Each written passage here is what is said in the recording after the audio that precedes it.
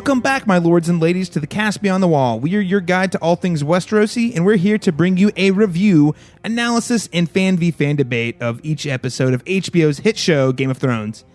I'm your host, Caleb Masters, and I know that there were bloody backstabbings. I know that there were crazy plot twists. I know we saw characters get very fulfilling or maybe unfulfilling conclusions, but guys, I'm just going to be straight to you, both the audience and my co-host here. The real Game of Thrones were the friends we made along the way. Not the plot twists, not the characters, but the friends I made on this lovely, fantastic, fun podcast we've been doing for years and years and years. Thanks for being the thrones I made along the way, guys.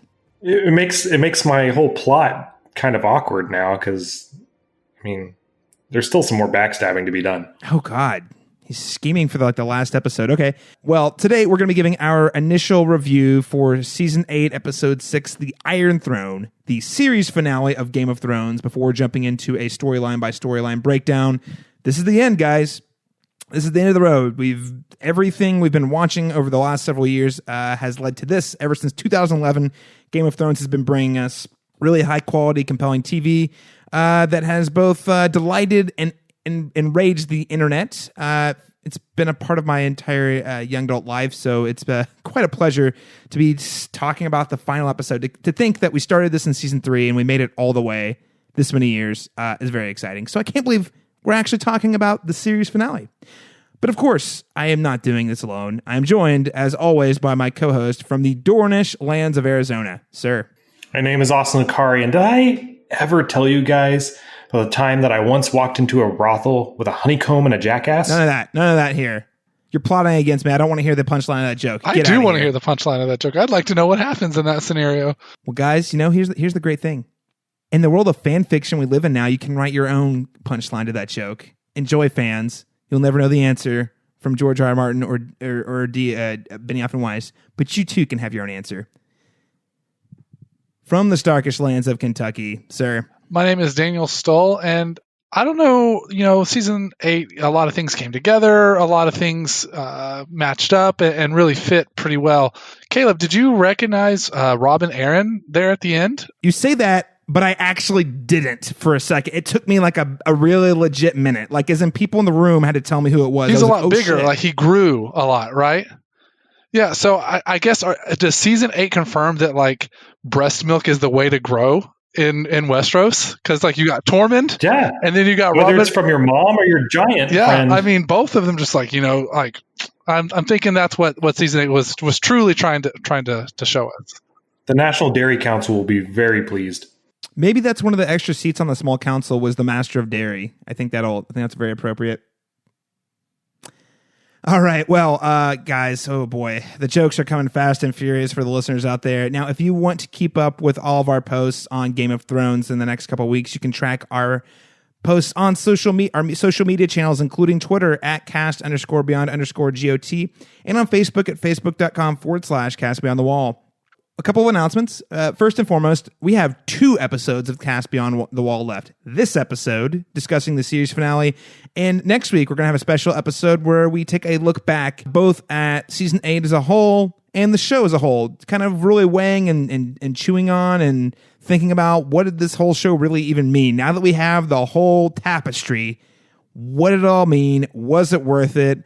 Closing thoughts on the series before we move on with our lives, I guess. Moving on with our lives. Oh, that's funny. You too can attempt to move on with your life with us next week. And you can do this by actually sending in listener emails at castbeyondthewall@live.com, or you can send us messages on Facebook at facebook.com/castbeyondthewall, or on Twitter at cast_beyond_GOT. However you prefer, send us your questions, send us your series finale thoughts, send us your season finale thoughts. Let us know, what did you think of Game of Thrones? And we're going to work as many of these reactions on the air as possible. So please do. Again, you can email us at castbeyondthewall@live.com. And if you really want your dulcet tones, apparently not a lot of people out there want to be heard on the air. And, I get it. Podcasting's it's a tough job. Someone's got to do it, I guess.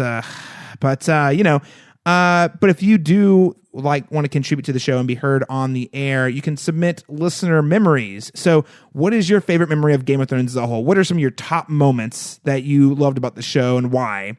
Or maybe you could talk about some of your favorite memories of this podcast, The Cast Beyond the Wall. And you can do that by, I recommend using voice memos on your iPhone if you're an iPhone user. And all you have to do is open up the app, hit record your thoughts, and then you can just email that memory to castbeyondthewall@live.com. I really want to hear what you guys think. We've got one episode left. We have a couple of listener questions this week. I've got a couple that I've been saving for the final episode, but I really want to hear, what has this whole journey meant to you, the listener? So please do contact us. Send us your thoughts on the finale and the show in that email. But gentlemen, let's go ahead and keep moving. This is the final episode, and unfortunately, we were tapping a couple of very special guests. It didn't work out, but I think it's okay. It's okay. Because we're going to bring this full circle with just the three of us talking about the Iron Throne this week. And I think that's very fitting. Very fitting. Just like the series finale, we're bringing it all full circle. So without further ado, let's go ahead and jump right into our review and recap of Season 8, Episode 6, The Iron Throne.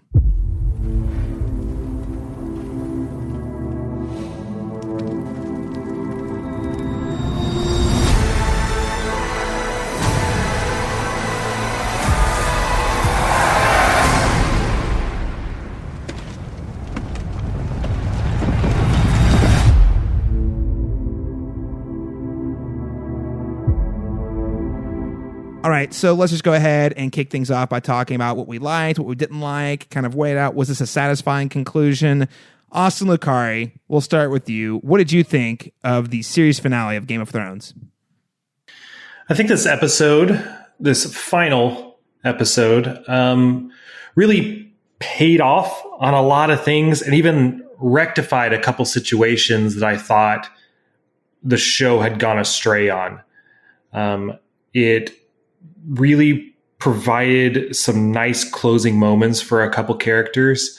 It delivered on what I consider to be the show's main themes, and provided hope at the end of everything as well. We always talk about how there's that quote from Ramsay Bolton where he says, if you think this has a happy ending, you haven't been paying attention. And it certainly was not a happy ending, but it was far more hopeful than I anticipated out of the show. I think it hit on all the right notes, and overall, very happy with it. All right, Daniel Stull. Yeah, I definitely think that I was very satisfied with the way this ended. In fact, I would almost say that I loved that the way that it ended. I think that while there were some mishaps along the way, and this was by no means perfect finale, I think that the emotional beats really landed for me. I think that a lot of things were paid off, and characters ended up where they should have ended up. Maybe didn't expect them to end up in some of those places, but where they ended, I think makes a lot of sense. And so, yeah, I could for what Game of Thrones has been, especially with considering these last couple of seasons, I don't think we could have asked for a better ending to this series. So, and for me, I know there are a lot of people that disliked it, but I'm really glad that I'm in the camp that enjoys it, because Game of Thrones has been a part of our lives for so many years now. It feels like it's kind of the end of an era in a lot of ways. It's kind of surreal to think that I'm never going to watch a new episode of Game of Thrones. So I'm really happy to see it end this way, where I can feel very, very satisfied with its conclusion. Yeah, I mean, I don't. I'll echo the sentiments of the table. This is not a perfect episode, but it is immensely satisfying between Avengers Endgame and Game of Thrones, the final season, because I think, for both of these things, I think it's a little, with things this big that have this much expectation and this much build up and this much hype, everyone knows it's not going to be perfect. Everyone knows a lot of folks aren't going to be happy no matter how it plays out. So for me, my real hope going into this season, but specifically this episode more than others, was I need it to be satisfying, I need it to make sense, and I need it to add meaning to the things we've seen before. And I think on all three of those counts, it succeeded largely in flying colors. I know not everyone feels that way, but I I think thematically things tie together very well. There's a lot of tragedy. It wasn't. Yes, it ended on a more hopeful note than I expected, but there were costs along the way, and I just think this is a great way to wrap up the show. A lot of people have kind of criticized it for being too much like Return of the King, but Martin's talked a lot about how much he admires Tolkien and what he did with Lord of the Rings, despite having very different approach to fantasy. And I do think this felt a lot like Return of the King, and for a lot of people that's probably going to be a turn off because it's more conventional than they maybe expected. But for me it's more important that I find out kind of where these characters are leaving off, knowing they're in what place they end up. And I think largely I was very satisfied with where they ended up. Is some of the delivery kind of cheesy? Oh yeah, it is. And I laughed in this episode. I cried. I don't know what else you want from a series finale of television. I know something we've talked about a lot this season is the series heading towards a conventional fantasy ending. And I would actually say largely it did. So we'll do round robin and go back to you, Daniel. I mean, do you have any thoughts? Was this on the conventional fantasy? Did you like that it kind of ended a little more straightforward than you expected? Or I think in a lot of ways it was conventional, but there were still enough things that were unconventional, I think, to make it work. I think the truest, the most conventional ending could have been Jon, ending up on the throne. That's not what happened. I think maybe in conventional fantasy, Daenerys wouldn't have maybe had the turn that she had. So I don't think it was straight conventional, but overall, to Austin's point, it was a little more hopeful, and that was not something I was necessarily expecting. But the emotion that I had where the characters ended up, I think for me was worth it. So yeah, I'm happy with this ending, and I'm okay. Yeah, I'm okay that it took a more conventional turn, and I honestly think that a lot of this is probably very similar to the way the books end too. I could be wrong about that, obviously, but I don't know if this is going to be vastly different than the way the books end as well. So. Oh, I think that's a great point, too, and that's in the conversation piece. With that, I'll pass it to you, Austin. What do you think? So I guess it's two questions now. One, was this too conventional for your taste? And B, a follow-up question, I guess Daniel just posed, do you think it's going to be wildly different in the books if they ever get released? It's a conventional ending. I think it was fairly predictable. There were some people who were kind of surprised, particularly by the Dany thing, but I think us on the podcast, for the most part, we've made a lot of predictions, so it's easy to say, "Oh, we saw this coming." But I think it was predictable in a lot of ways. Everything kind of laid out, but that's not always a bad thing. If the show has really laid the groundwork for an ending and earned it, that's not always bad. That's just payoff on 10 years worth of story writing and building and character development. Do I think that it will be very different in the books? I think if it is very different in the books, it's purposely so. In that Martin will purposely change the ending in order to make it more interesting. What you will get out of the books is that kind of inner monologue and that kind of room to breathe that this season and the previous season didn't really have. So while I do think the actual things that happen will remain the same, you might get a little bit more meat on it than we received this season. And that's just a time issue, which we've talked about in the past. Yeah, so I think it's largely conventional. I do think, to Daniel's point, I don't think that it just okay. So predictable and conventional. I just want to delineate there. I don't think those are the same thing. Just because you can predict something doesn't mean it's not conventional. I think conventional means does it fall back on known tropes? And I would say Daenerys turning heel was not conventional. I think that was actually quite a pretty huge twist. That's like if Aragorn started killing the Fellowship at the end of the series, or something to that effect. And I think at the end of the day, this is still it still is a fantasy, even if the reality of the fantasy reflects our world a lot more than it does something like Lord of the Rings. I do think those tropes are there, and I don't think those tropes are bad. I think, again, for me, the ending is conventional because of the way it kind of gives us time with the characters that are left and determine like, all right, this is where this character ended. This is where this character ended up at. But, one thing I appreciated about it, and maybe I can appreciate about, conventional fantasy too, is I think having these moments where you can breathe at the end and look back really help add meaning to the rest of the story, the character arcs we've seen so far.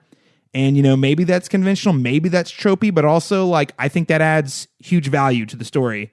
So I would rather them effectively utilize an existing trope than try to be subversive for subversive's sake.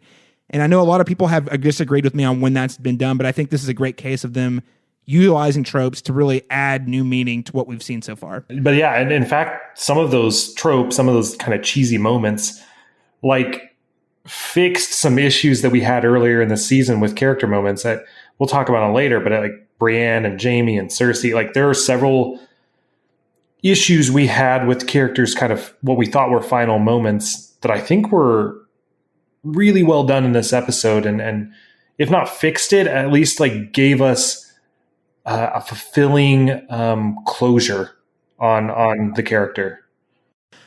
So I'm going to read a quick line from one of the producers, Brian Cogman. So this is not Benioff or Weiss, but another one of like the series long writers who's written some of my favorite episodes of the show. Brian Cogman. He also this season wrote A Night in Seven Kingdoms.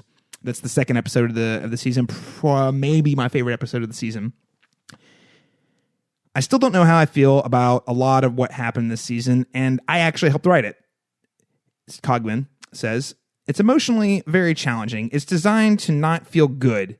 That said, I don't think that's a bad thing. The best drama is the type you have to think about. There's a dangerous tendency right now to make art and pop culture that to feel safe for everybody and make everybody feel okay when watching it. And I just don't believe that. The show is messy and gray, and that's where it's always lived. From Jaime pushing a little boy out the window of Ned Stark's death to the Red Wedding, this is the kind of story that's meant to unsettle you and challenge you and make you think and question. I think that was George's intent, and that was what David and Dan wanted to do. However you feel about the final episodes of the show, I don't think anybody would ever accuse us of taking the easy way out. It's an interesting quote there, because it's kind of the opposite of what I know I have criticized this season for, in that I felt like it wasn't messy enough, because I had been conditioned throughout the series to expect like just chaos all the time. And it's different at the end of a season, at the end of a series, things have to wrap up. It can't be completely chaotic. And I get that. But if you look at like wider pop culture, your kind of Marvel comic universes of the world and kind of the general themes that are happening within pop culture as a whole, Game of Thrones is the outlier for sure. Yeah, and Austin, and this is probably something we're gonna talk a lot more in depth about next week. I know there was some trepidations about not killing enough people at the Long Night battle. But we lost a lot of people down the road, and I think the big thing I think the writers knew was going to be upsetting. I think everybody who worked on the show, including Emilia Clarke, knew was going to be very upsetting, was the Dany heel turn, and I think that was probably more what he was referencing than anything, because that was a casualty in a lot of ways, not just a casualty of a bunch of characters, but the casualty of a character who's kind of part of the heart and soul of the show. A character that a lot of viewers aspired to be more like. We mentioned that, idea of a feminist icon, and, I don't want to go too in depth there, but obviously a character who really challenged the status quo against the odds. Was I able to overcome the challenges in front of her? She was so strong. So to see that turn, I think, was very shocking, and I think that was for a lot of. I do straight up know people who, when that happened, they were like, I'm done. Like, this is a huge betrayal of the show I've been watching. And I think, we get the payoff of that in this episode. And I just think that whenever you're looking at the show in full context, it's hard to judge things on an episode by episode basis sometimes, because the story you think they're telling and the story they actually are telling, it's not always the same thing.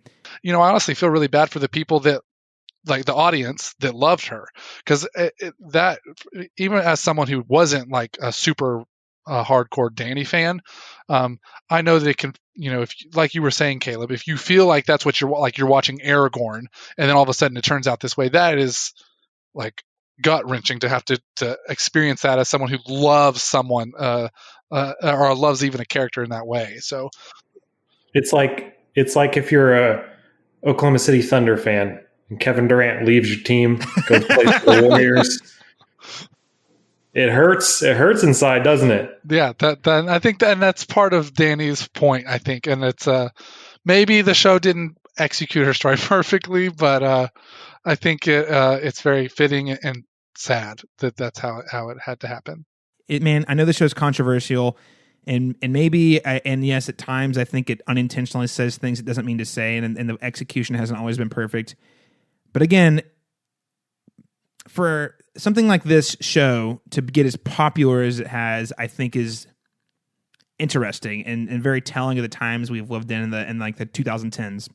I don't think anyone could ever criticize this show about being about nothing, because I think it's about so many different things. The fact that George R.R. Martin was a conscientious objector in the Vietnam War, and then he started writing the books in the early to mid 90s, and then the show started to come out kind of in the fall of the Iraq era, the post-war Iraq, I think is very interesting. I think it's very interesting. I don't know how many people are going to engage with that message or really think about it on that level. Probably not a ton, but I think that's something worth considering. Like what is...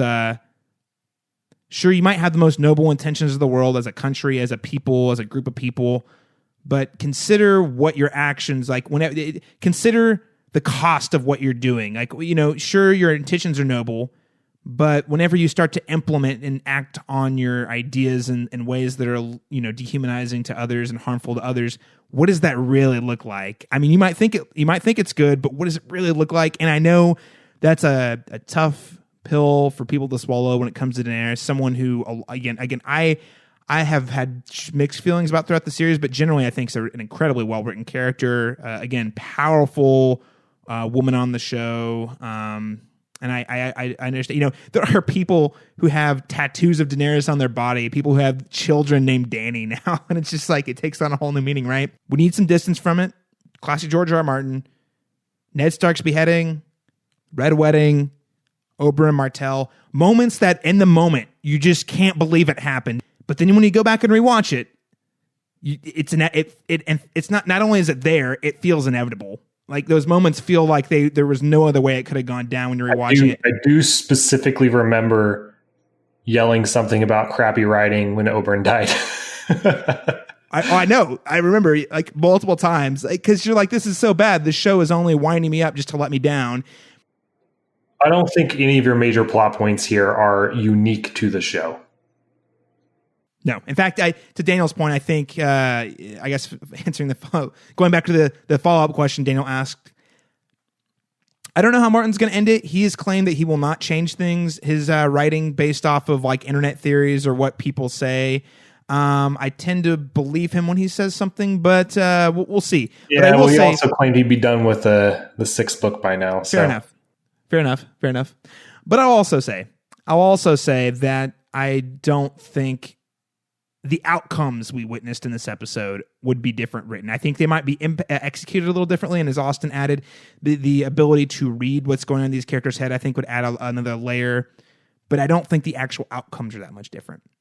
All right, guys, well, let's go ahead and get into our storyline by storyline breakdown. I do want to note the credits this week were a little different. King's Landing was now in rubble. It didn't kind of build itself the way it normally did, and it reflected some of the damage that had been incurred in last week's battle. And the Lannister sigil was gone from above the throne as well. I thought that was a nice little touch. So let's start off with Tyrion Lannister, kind of his story in the first half of this episode. So, of course, we have a very quiet, reflective opening. He's walking through the destroyed King's Landing. We see him witness the Grey Worm executing these Lannister men, being unable to talk him down. I think the first thing I really want to hit on is just for him, the first thing he does is he gets into the city and he says, "Hey, I need to go I need to go on my own. Jon offers to send men, and he says, no, I'm going alone. And he goes specifically to look for Jaime and Cersei. So did you think this moment for him to kind of go into the city, did you think it was kind of silly? Do you think it made a lot of good character sense?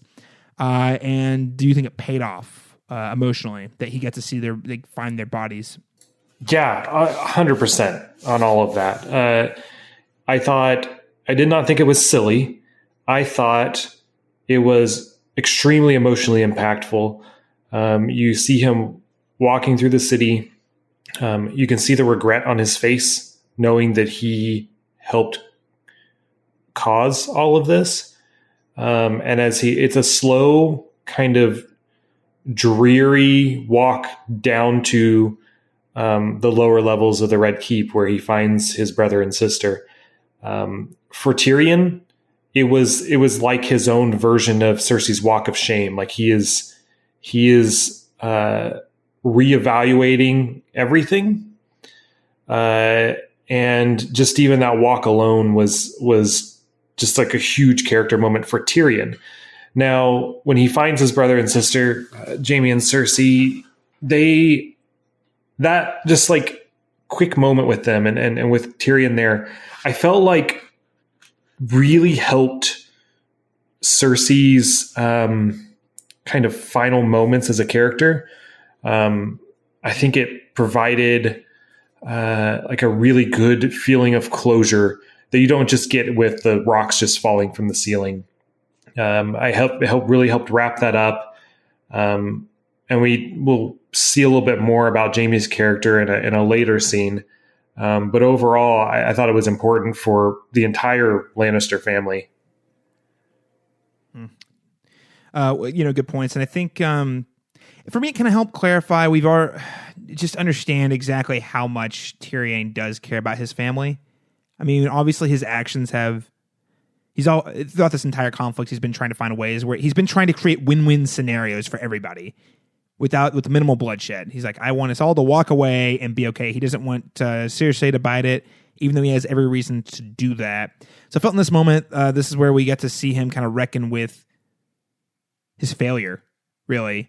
His failure, he backed the wrong horse. He backed someone who ultimately wasn't afraid to kill a lot of innocents.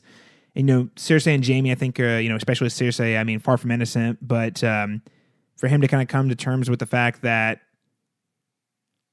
they never really got to see eye to eye, and I think the way that he wanted to. And of course for Jaime as well. I mean, we had that great send-off scene with him last episode. So, yeah, I tend to agree. A little bit of added context. Daniel, did you have anything you want to add about this particular scene?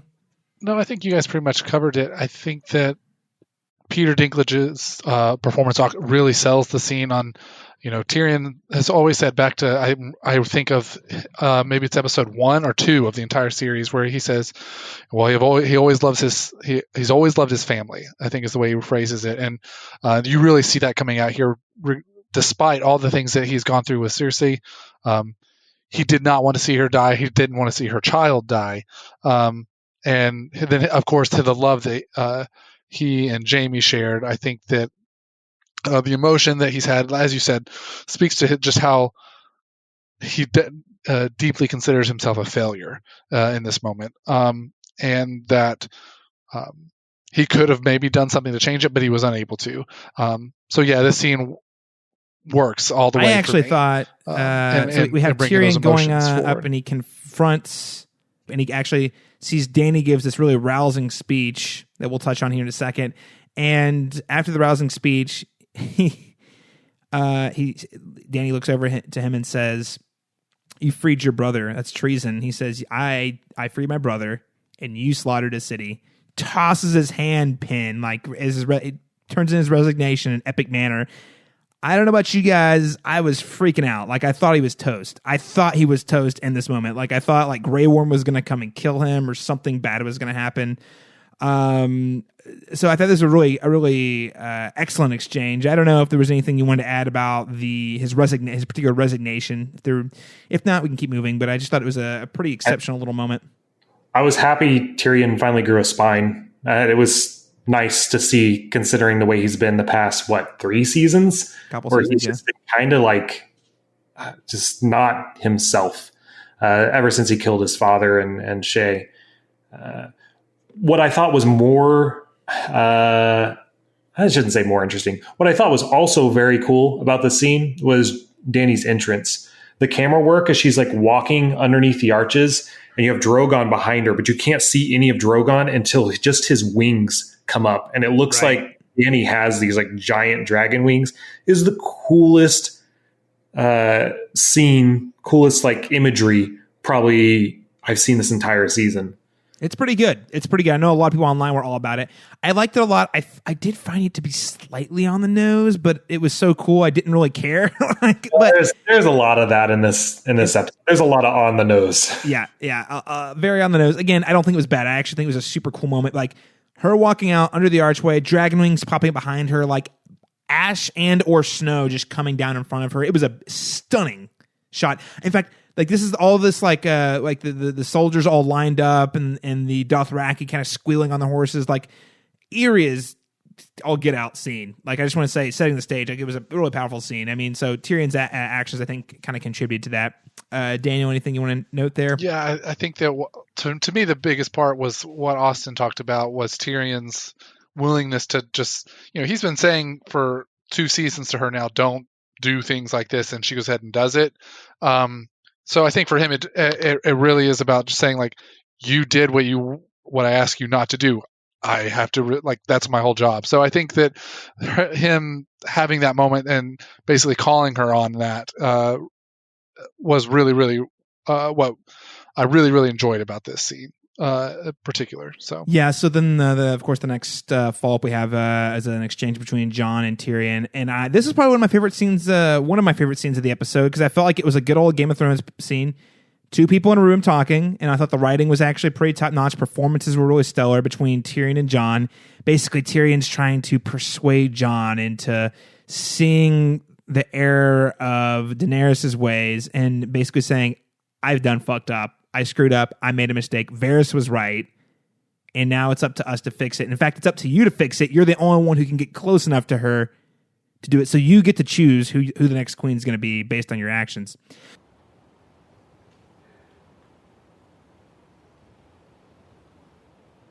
Love is more powerful than reason. We all know that. Look at my brother.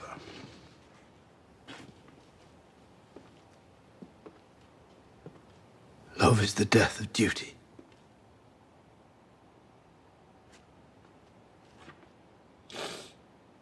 You just came up with that.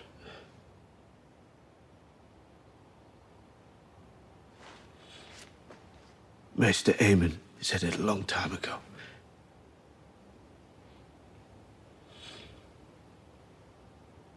Sometimes duty is the death of love.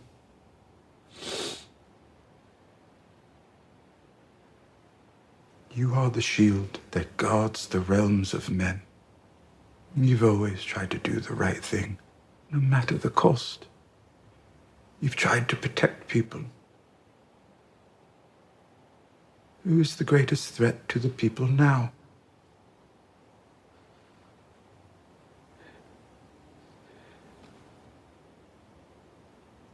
It's a terrible thing I'm asking. It's also the right thing.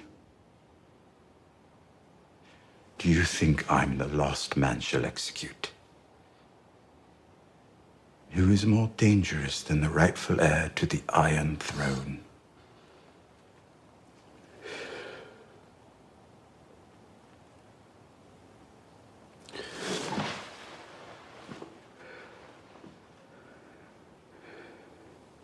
If that's her decision, she is the queen.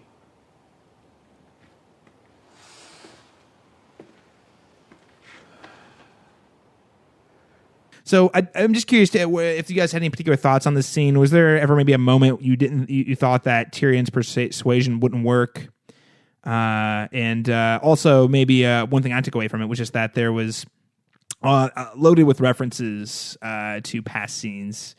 I mean, you have references to the Master Aemon, love is the death of duty, and then Tyrion turns it on and said, duty is the death of love. Also like how Tyrion basically plays every card in his arsenal. Like every time he sees he's not swaying Jon, he pulls something else out. With the last one being, well, your sisters, what are they going to do? I wasn't 100% sold on. I was going before this episode, started. I was going between I'm pretty convinced Danny's going to die, but is it going to be Arya or is it going to be Jon?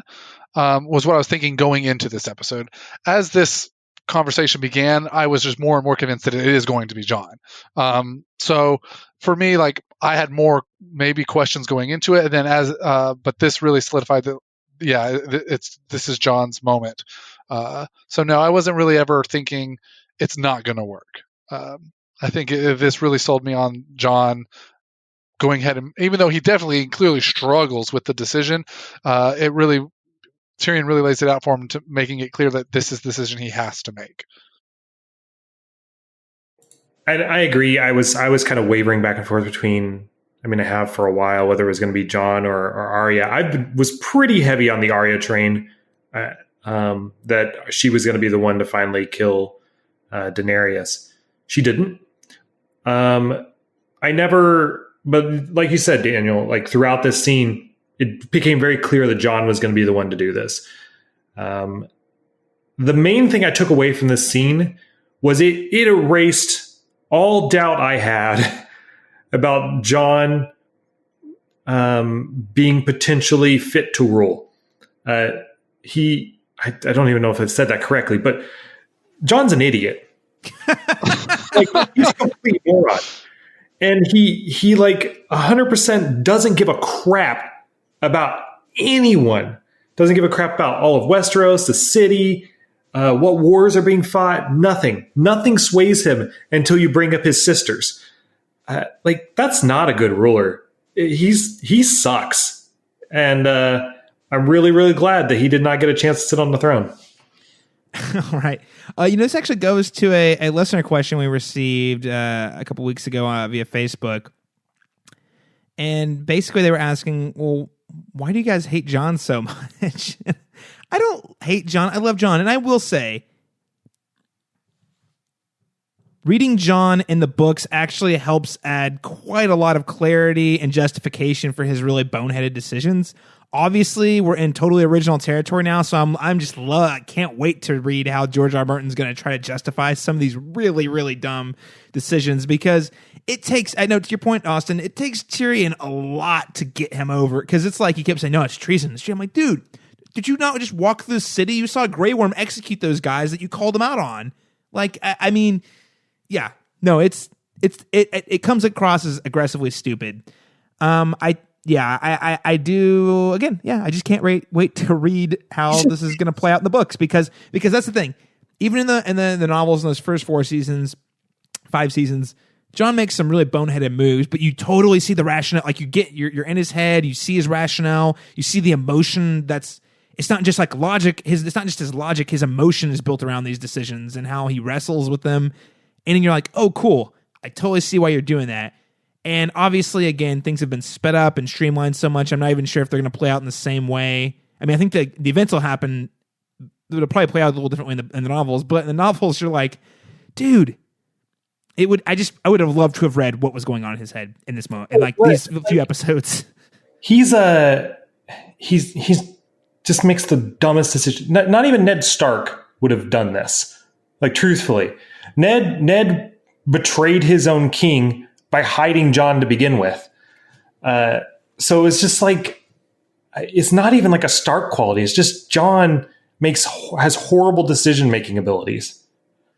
The imagery in this episode is very evocative of Nazi Germany. Obviously, they're not giving salutes, but the way the men are lined up and talking about, in the way she's talking about liberating these other cities, and then when she talks with Jon about, well, he's like, how are we going to know it's right? She says, well, I know it's right, you know it's right, and that's all that matters. It's there's definitely some totalitarian ideas that are making their way into her head that are making it onto the screen. I'll just leave it there. Actually, though, Austin, I'm glad you mentioned Arya, because I too initially was on the Arya train. You know, the brown eyes, blue eyes, green eyes. We all thought that meant something, and I think it only meant something when referring to the blue eyes to the Night King. I think it was still just a very like most prophecies in the shows was actually very vague, so it could mean whatever we wanted it to.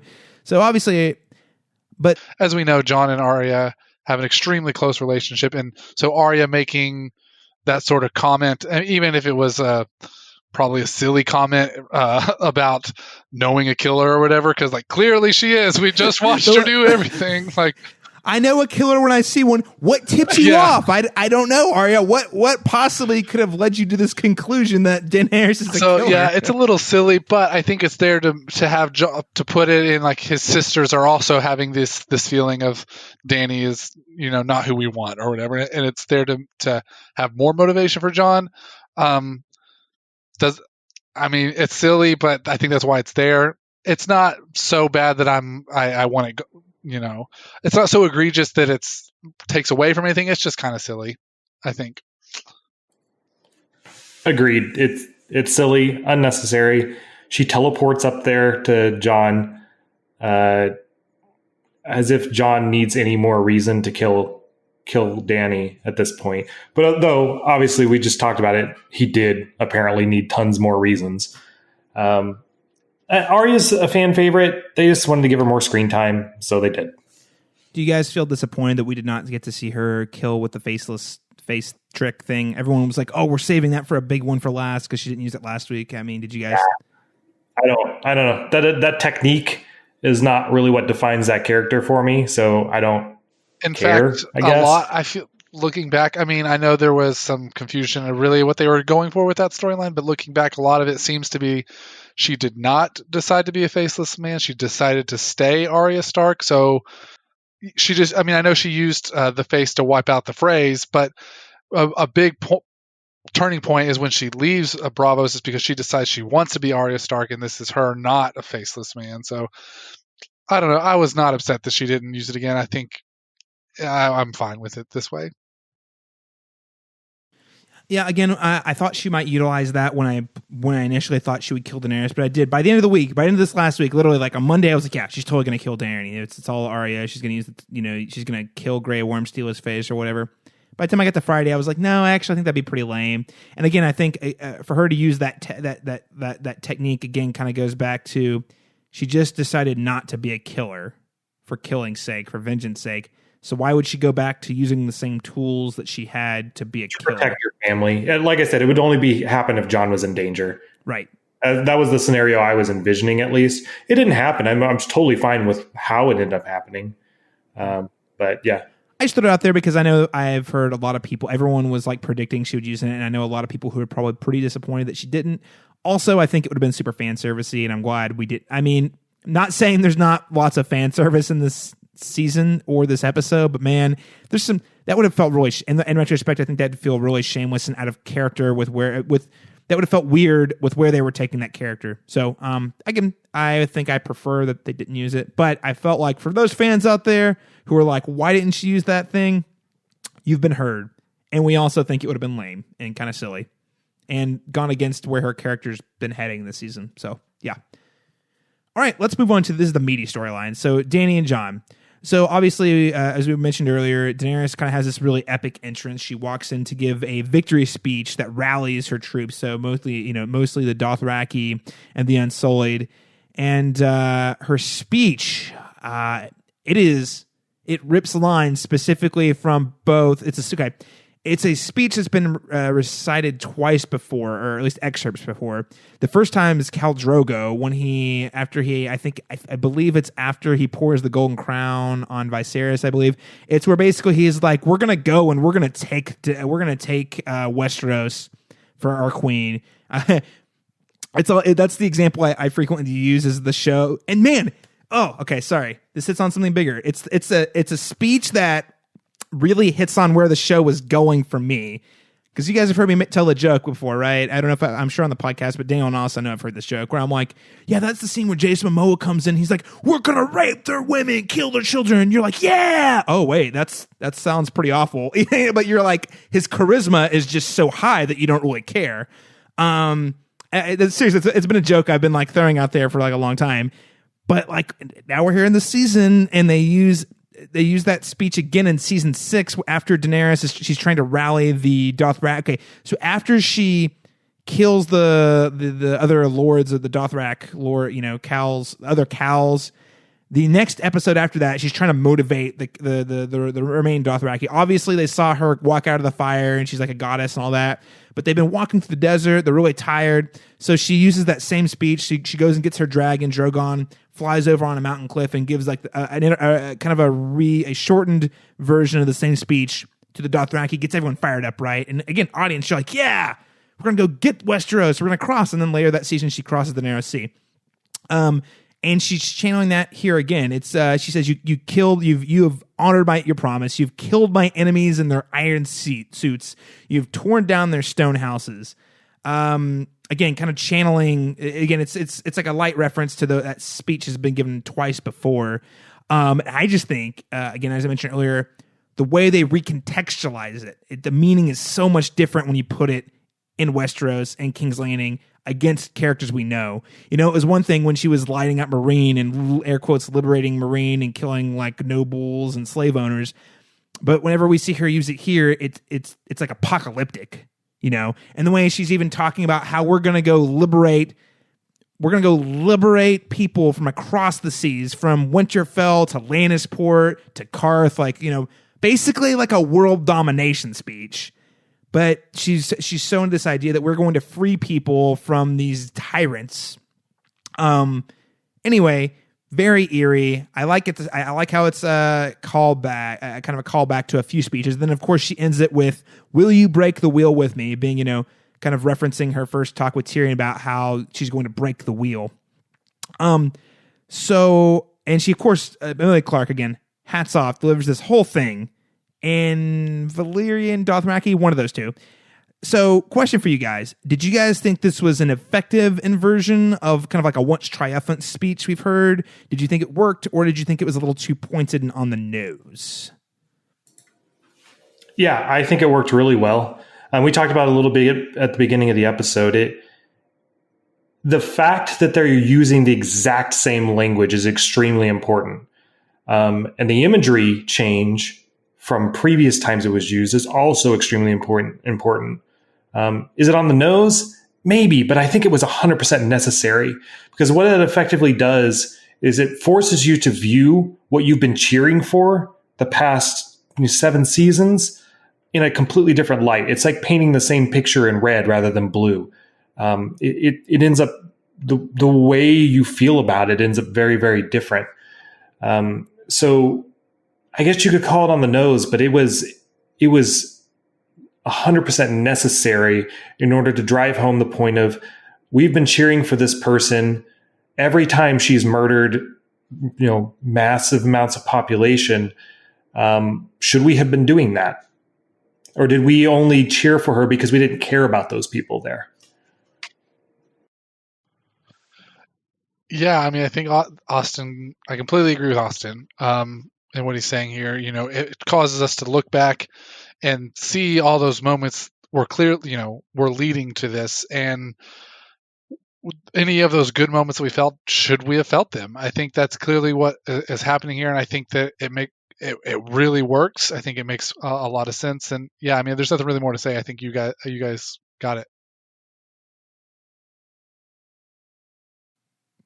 I think Tyrion channels that in his scene with Jon too. Kind of goes through, lists off the examples of then those nobles in Meereen, those slave masters she crucified, those people she lit on fire.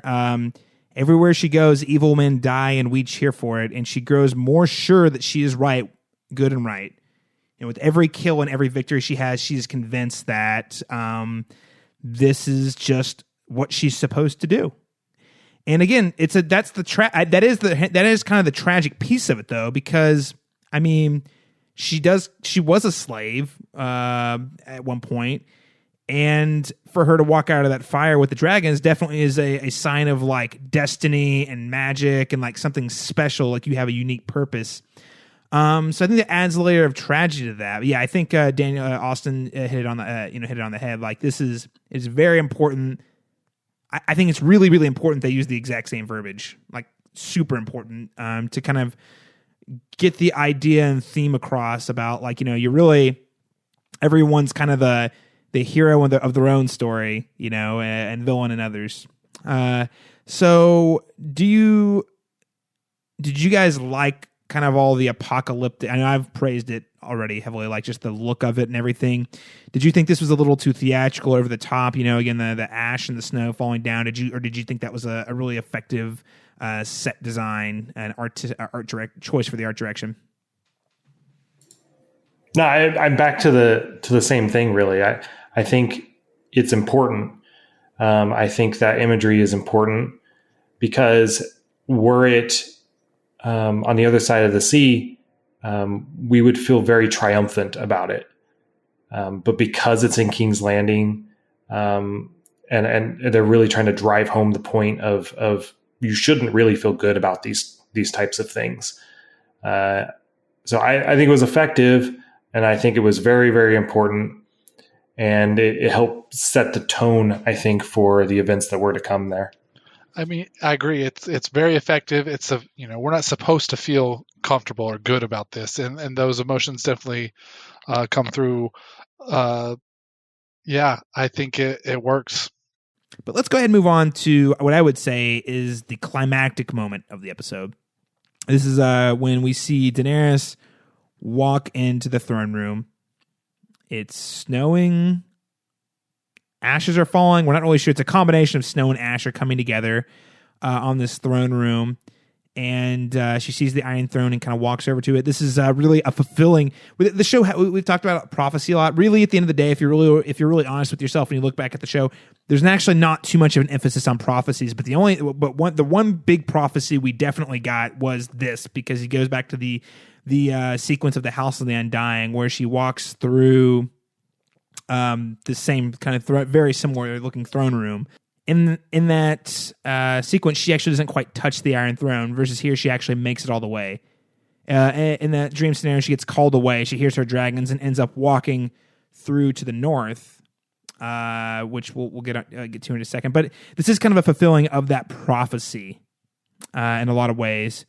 And we see Jon try to... and by the way, again, Emilia Clarke, A++. I think she is killing it. We can't hide behind small mercies. The world we need won't be built by men loyal to the world we have. The world we need is a world of mercy. It has to be. And it will be. It's not easy to see something that's never been before. A good world. How do you know? How do you know it'll be good? Because I know what is good. And so do you. I know. You do. You do. You've always known. What about everyone else? All the other people who think they know what's good. They don't get to choose.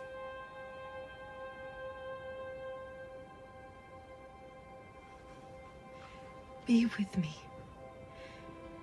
Build the new world with me. This is our reason.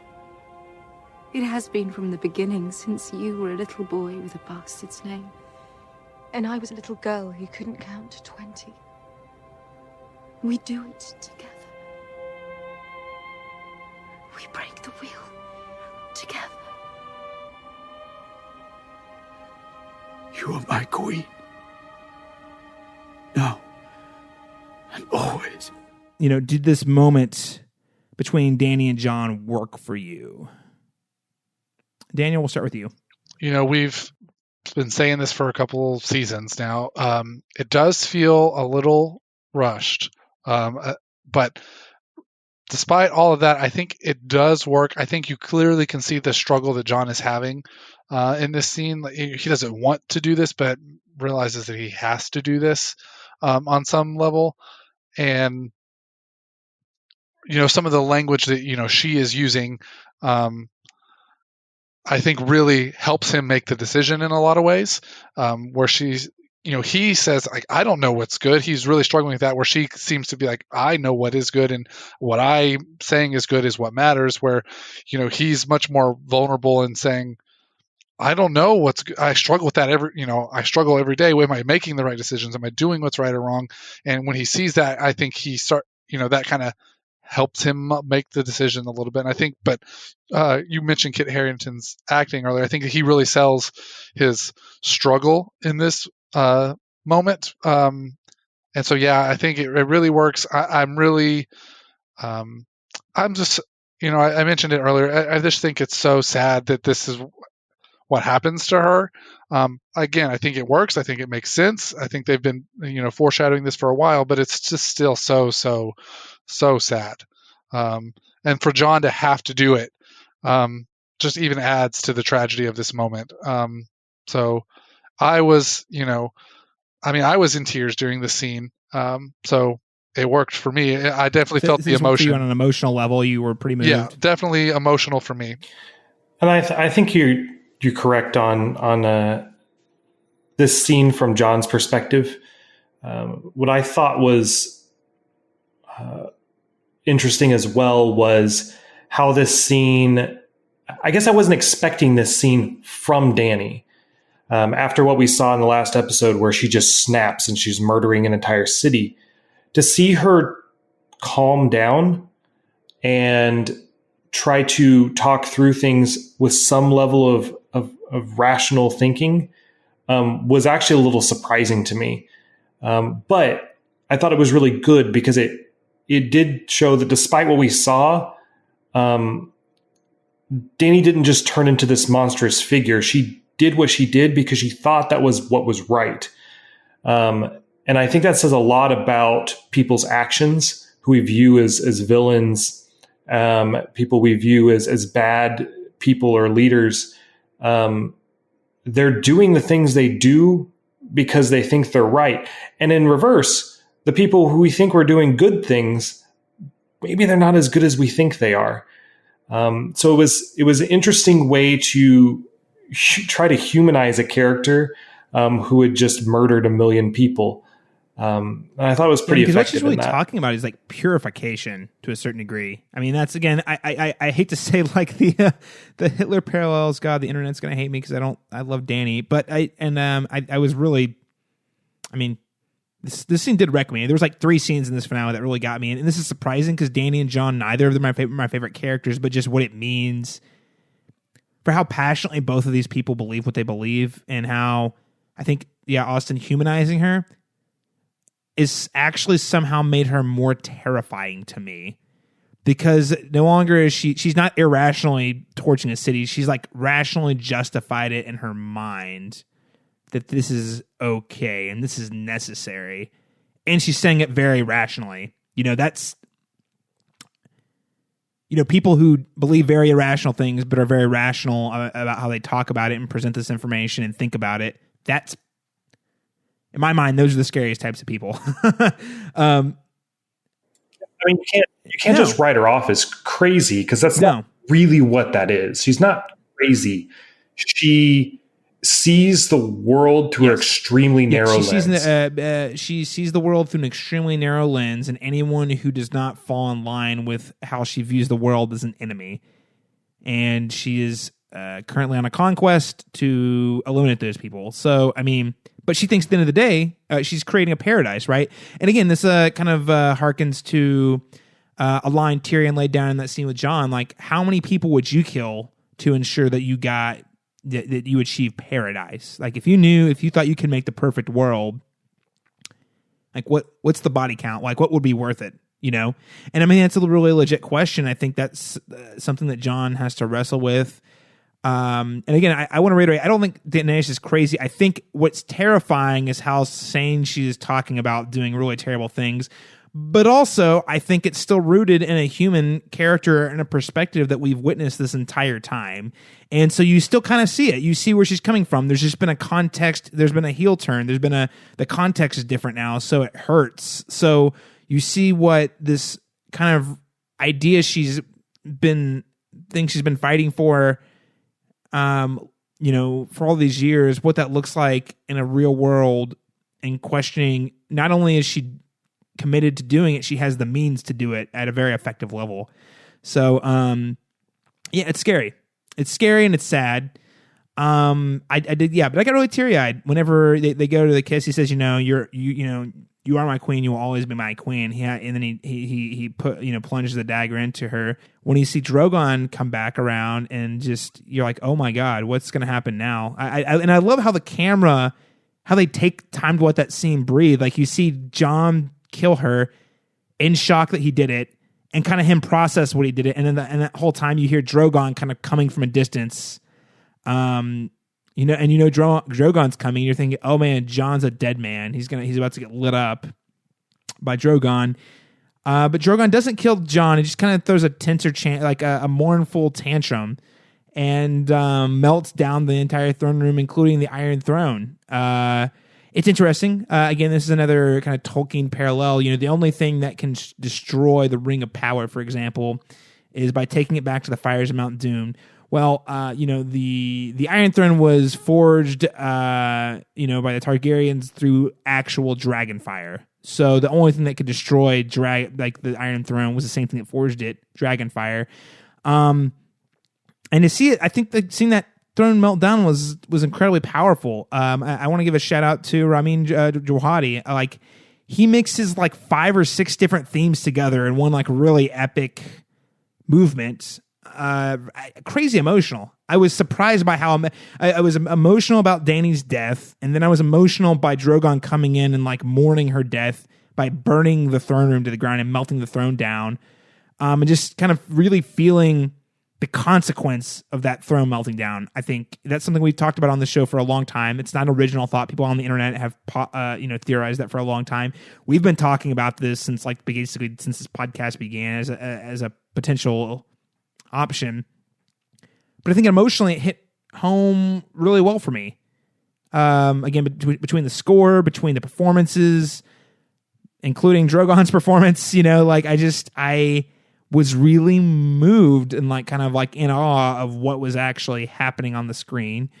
Maybe a lot of viewers didn't feel that way. I don't know. I just got to ask you guys, do you guys feel like the melt, we've been talking about this for years. Did the melting down of the Iron Throne really pay off in a meaningful way? Austin? I mean, it definitely helped drive home the point that Dany had accomplished her goal of breaking the wheel.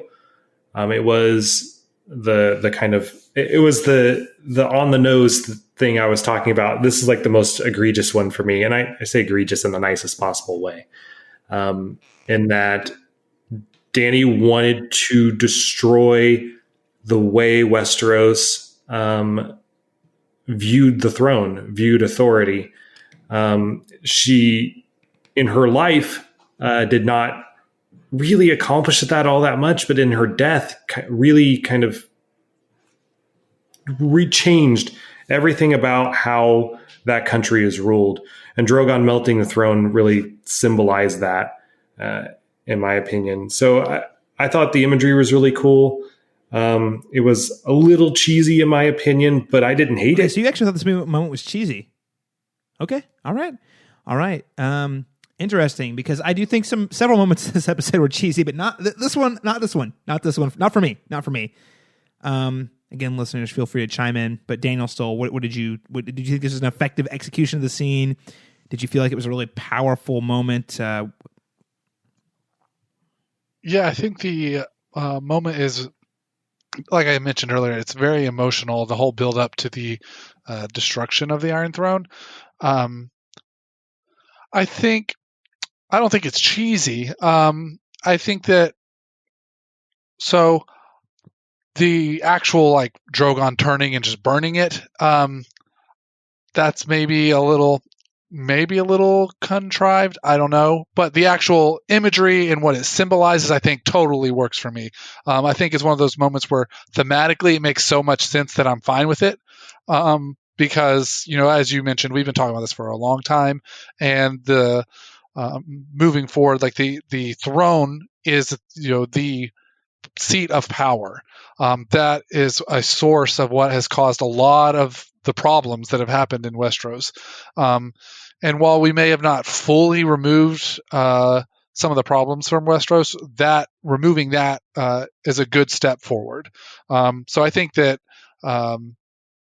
I really enjoyed it. I think that I'm glad that it happened, and I'm ready to see. And I'm excited that even though we won't see it, I'm excited to know that there's not going to be this. It's not going to be the same moving forward, and that kind of goes back to what Austin was talking about with breaking the wheel. Things are going to. It seems like there's still someone in charge, but it's gonna the way that person comes to lead and rule is going to be different, and I'm really glad that is the case. So yeah, I really enjoyed the moment. Yeah, I think piggybacking off of Austin's point, I think Austin, you bring a great point that Daenerys did in a roundabout way accomplish what she set out to do, even if it didn't fully realize her own vision. Initially she wanted to go and end the tyranny and corruption in King's Landing and break this system, and she did that effectively in her death. I think, the symbology of the throne melting down. Yeah, I think, Daniel, you hit it dead on. Like, this isn't going to solve all the problems, but it does kind of symbolize the beginning of a new era. Like, there's not going to be this... there's not going to be this like entitlement, I think, or this pursuit of power from people in that way, where they're all trying to backstab or each other or undermine the other in that way. I mean, obviously, I think a lot of that's going to happen still because that's just how politicking works. But the idea that someone is entitled to the throne.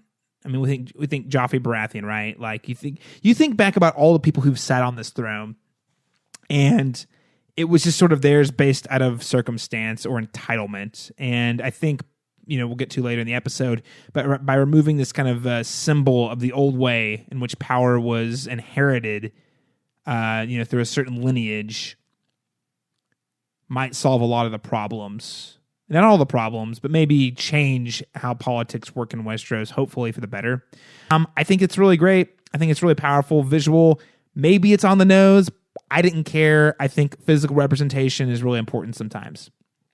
I've very much been looking forward to this next segment because we're going to take a break from kind of our recap of the episode, and we're going to get another recap of the updates from this week's Game of Thrones Fantasy League.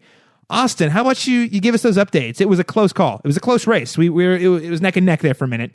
You almost had the Cinderella story, so tell me, how did that turn out for you?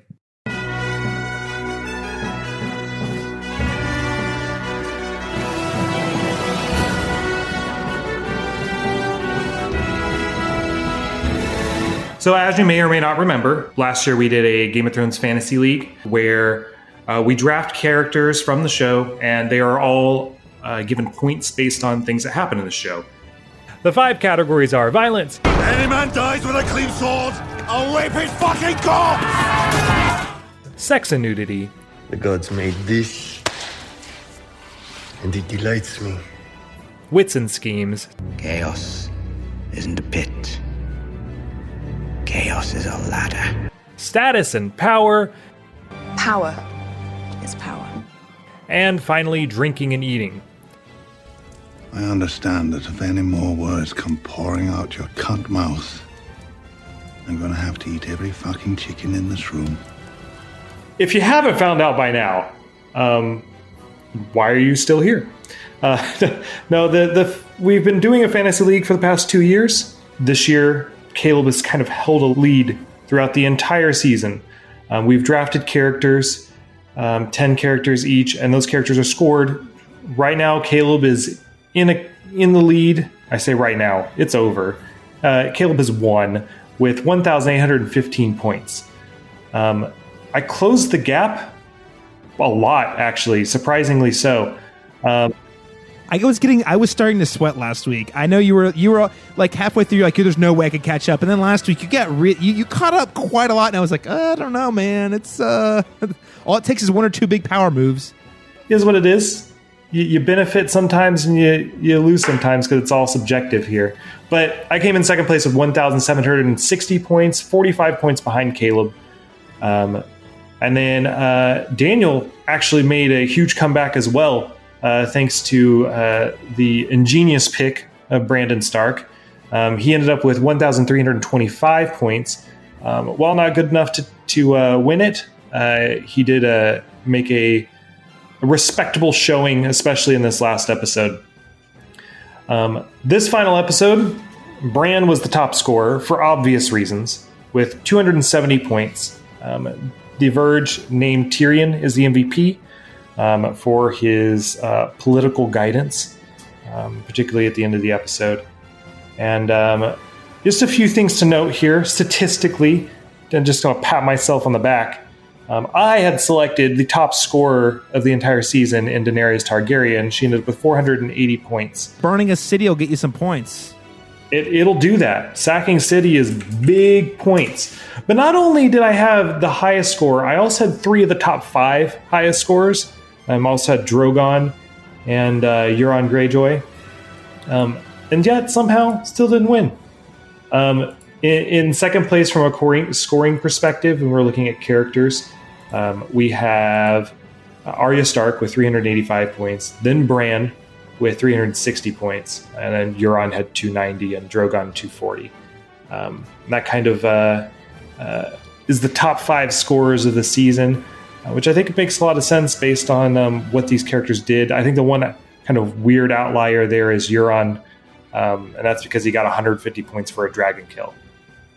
He did kill a dragon. Listen, guys, he was the over-the-top anime character that came out of nowhere, so of course he's going to get points. Reigning champion here, Austin, so I'm pretty satisfied. But I'll also say, guys, I was not going to pick Arya. I picked Arya because we got to that point in the draft where I was like, she'll probably get some points before she dies, because I thought she would die. Best pick. Sleeper pick. Dark Horse. That was a game changer for me. Game changer.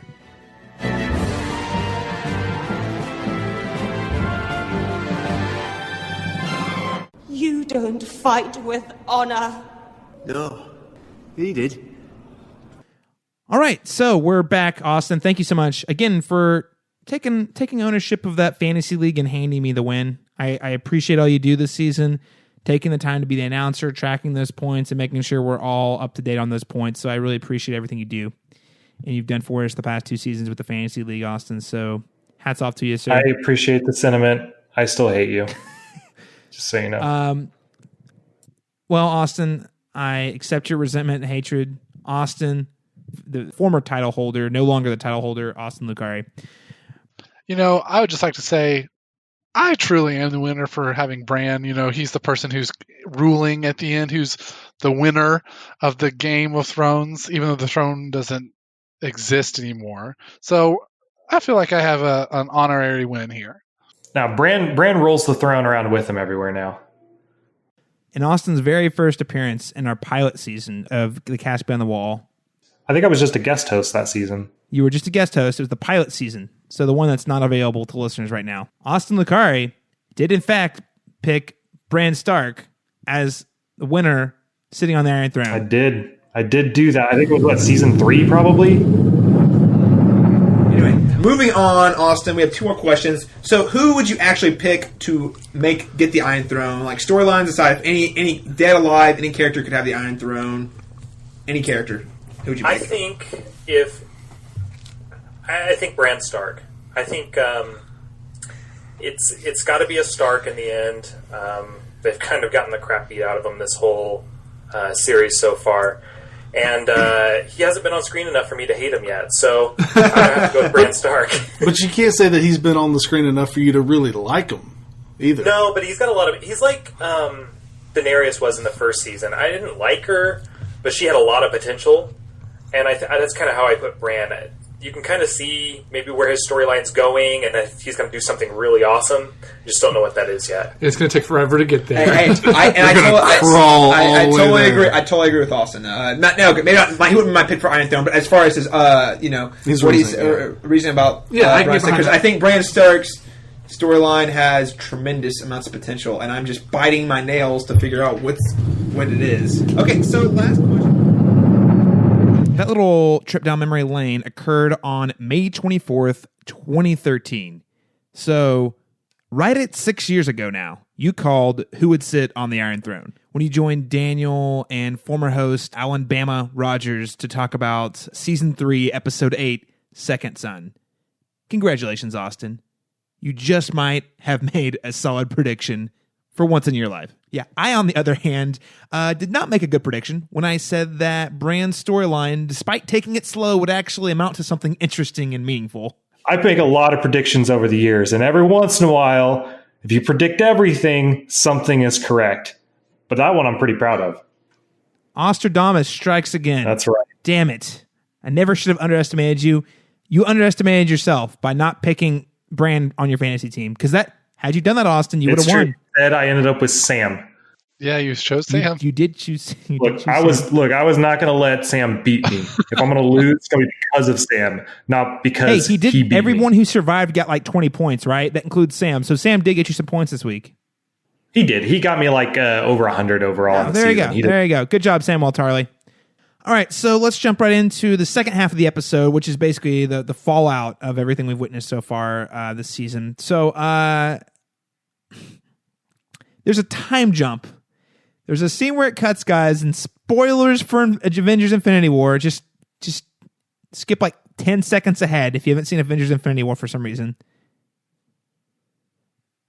But I swear to God, they were going to do an Avengers Infinity War 5 years later time jump on us. And they kind of did, but it wasn't quite 5 years. But the screen cuts, and I was like, oh my God, time jump.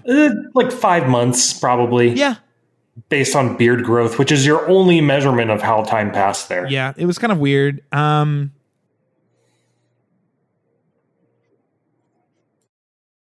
It is a creative decision to make a time jump because you kind of fast forward to the next most important piece of the plot. That doesn't mean nothing happened. That just means that we had to get to the next most important part of the plot. I like that we kind of jumped to the meat of the potato, the meat of the story, which is basically all of these lords, these nobles, they all brought their armies down to King's Landing for this,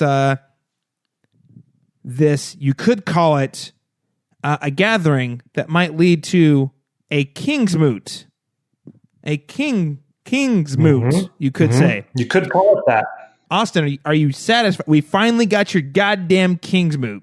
I'm very pleased with it. Now, let me be clear, though, that the Greyjoys never really did a king's moot. The fact that, they were like by birthright. But traditionally, that's what the Iron Isles always did.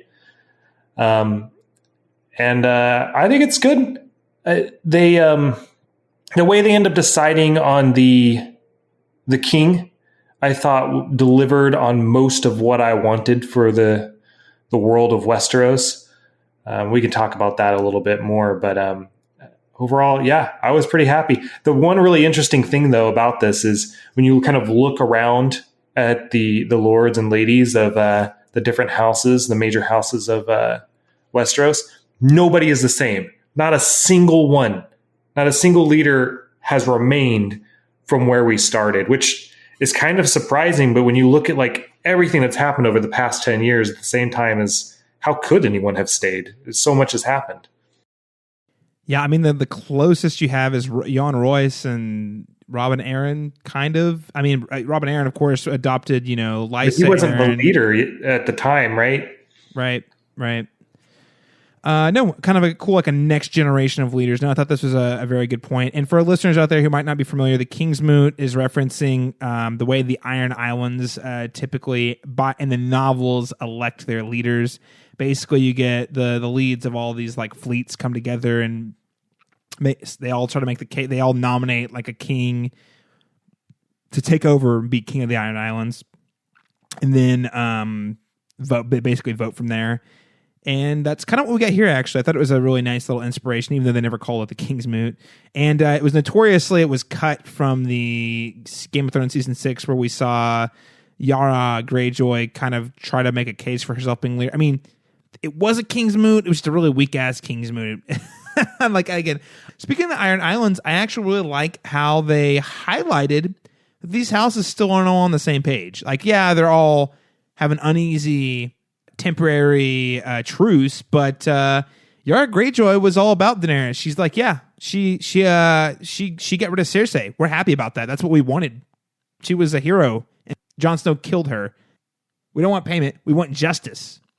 The Greyjoys are no strangers to sacking cities. That's kind of their thing. So I couldn't see them really caring that she burned the whole place down. Fucking pirates. I this is where we kind of get there's a lot of good. Firstly, I was just gonna say there's a ton of good moments that we're not going to talk about each in detail. There's actually a ton of really fun moments in this whole gathering. I thought that it was hilarious. Edmund Tully gets up and attempts to like throw his name in the hat, and then Sansa's like, "Uncle, sit down, bitch." Weird turn of events. Despite being the prisoner, Tyrion comes out and is like, "Yeah, what unites people?" I've had nothing to do but think these past few weeks about our bloody history, about the mistakes we've made.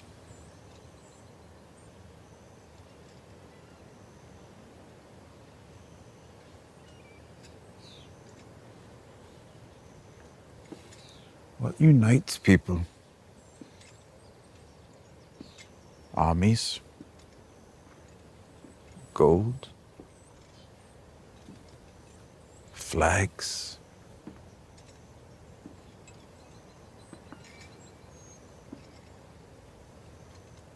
Stories.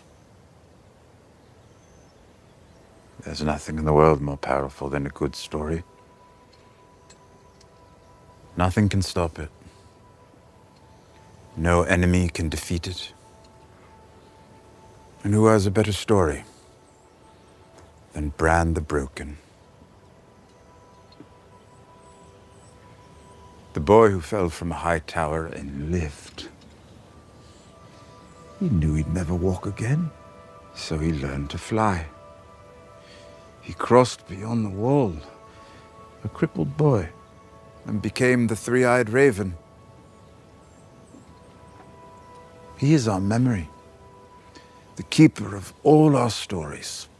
The wars, weddings, births, massacres, famines, our triumphs, our defeats, our past.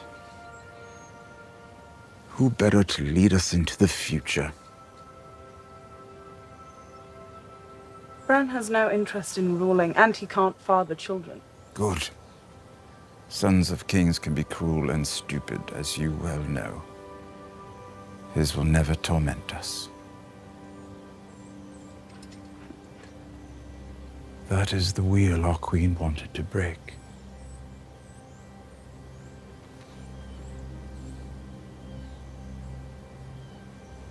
From now on, rulers will not be born. They will be chosen, on this spot, by the lords and ladies of Westeros, to serve the realm. This was the dumbest thing of the entire episode by a lot for me. It was like so weirdly self-serving for a writer to write about how cool writers are and how much they should just rule everything. It was just really bizarre. And really, there's no they don't ever really make a case for that. And they try to a little bit in episode 2 when Bran talks about he's the history of Westeros. I can't remember who says well, that's all we have. It might be Sam or something. It sounds like something dumb he would say. But it was just a really weird thing where the writers of the show decided, hey, we're really cool. Let's tell people how cool we are and how we should be like kings. I didn't like it at all. Austin hated it. Daniel Stull. I mean, I didn't hate it. I mean, it was fine. I think the conclusion that Tyrion comes to after all that, I don't necessarily have a problem with. But I think that this whole stories or whatever doesn't make too much sense. I mean, Bran hasn't told any of stories to anybody. Now, I know, referencing what Austin was talking about, Tyrion sits down and says, I'm sure you've got a lot of stories or something like that in episode 2, if I'm remembering correctly. There's a couple different references. I think Austin's referencing the war room back in episode 2, where basically they're like, yeah, well, the Night King would be after Bran because he's the keeper of our histories. And what are we if we're not the stories? Our histories are nothing but just a bunch of stories, you know? Right, and I think Tyrion even sits down specifically with Bran and says something about stories as well. So the thing with Bran is, I feel like on the show they really haven't handled his character over all the seasons that well. So this moment kind of lands awkwardly. I think Bran being chosen is an interesting choice, and I like it much better than a lot of other choices. And the choice in and of itself is actually, I think, is a good one. I actually think I like it, but I think that they just haven't done a very good job of executing his character fully, and not just this season, all the way back to season 1 and 2. I feel like they've kind of not really known where they were going with him. So I think for that reason, it feels kind of awkward here. Again, the choice of Bran itself, I'm totally fine with it. That's where Tyrion goes with it. Just the way that he got there is kind of So yeah, this is where we're going to get to probably my biggest criticism for the episode. Firstly, I think the speech is kind of cheesy inherently. I actually don't disagree with the sentiment fully on a personal level. I feel like it's kind of meta because it's talking to the audience. And I think had they done it really well, it could have worked. Maybe. Because I do like the idea. Humans are not, we that's why we go to freaking movies. We watch TV shows. We multi-million dollars. That's why the Avengers makes billions of dollars and reaches people around the world in a way that nothing else can. Because we can relate to these stories. So, as a person who has dabbled in film, television criticism, who really likes to think more deeply about these things, I do think stories are super important. But that's not gonna. But removing the fact that I kind of agree with the sentiment, I think this is really clunky, and I think there's a few reasons it's clunky. One, Daniel, you hit it dead on. The way they've handled Bran the last couple seasons has been weak sauce. That is probably one of my single biggest criticisms of this season. What the fuck's up with Bran? Why is he important? I mean, like, obviously we know he's the three-eyed raven, but what does that mean? We never really got the answer. Okay, we know he can like see histories and stuff, but why does that matter? I mean, it's all just kind of, I think they're trying to imply through very strategic scenery and lines, like why is important, but I don't think the message got across. I don't think the idea of why Bran is so important ever got across. It was very flimsy as is whenever it was like, oh, the Night King's coming specifically for Bran. It was already kind of flimsy there, but I bought it because I was like, all right, well, basically the Night King wants to eradicate the human race, and that would include history. And based on what we know about Three-Eyed Raven, that's kind of his role. We don't know a lot about the Three-Eyed Raven, though. Just want to reiterate. We don't know very much about the Three-Eyed Raven, what the real purpose of the Three-Eyed Raven is, apparently. So, that brings us to this scene, which I feel like this is one of those moments where Benioff and Weiss were handed an outline, or they had this whole meeting with George R. Martin, and they know Bran's going to be on the throne, but they don't know how to get there. So they had to reverse engineer how they got to this moment and how Bran got to the throne. And the way Tyrion justifies it is, well, yeah, no one's got a more interesting story. And again, this is another thing that a lot of people online took issue with. No one's got a story more interesting than Brandon Stark, Bran the Broken, because he's a cripple who learned how to fly. Which, cool line, but then everyone's like, yeah, so are you saying his story is more interesting than like Arya, women on the show, other characters on the show? Because we'll be honest, I think most of us were kind of like, yeah, his story was pretty lame, generally speaking. So that's where the meta kind of breaks down. Like, if you are going to be meta, you better make sure you pay off. It better have been the badassest story in the show, and it wasn't. So I think the meta element falls apart there, where they're trying to convey this message. And then I think within the fiction, it falls apart because we still, in the fiction, we don't really know the Three-Eyed Raven other than that he's a keeper of histories. So like there's so much extrapolating you have to do, so much like kind of implied logic you have to really read into it to get to the idea that Tyrion's trying to communicate here, that I just don't think was on the screen this season. And honestly, not even in the scripts. Like, I just don't think it was there. I really thought we would get more from Bran's like purpose in this episode. I thought that was the one everyone kept asking me, like, oh, we're going to find about the Night King and this and that. And I was like, don't count on any answers to any of the magic in this episode, save for maybe some context for Bran. And we really didn't get that in this episode. And I think the lack of context for why this whole role of the three-eyed raven matters negatively, and like because we don't have that, this scene, that this monologue and how we arrive at Bran as should be king doesn't make sense, and it sucks.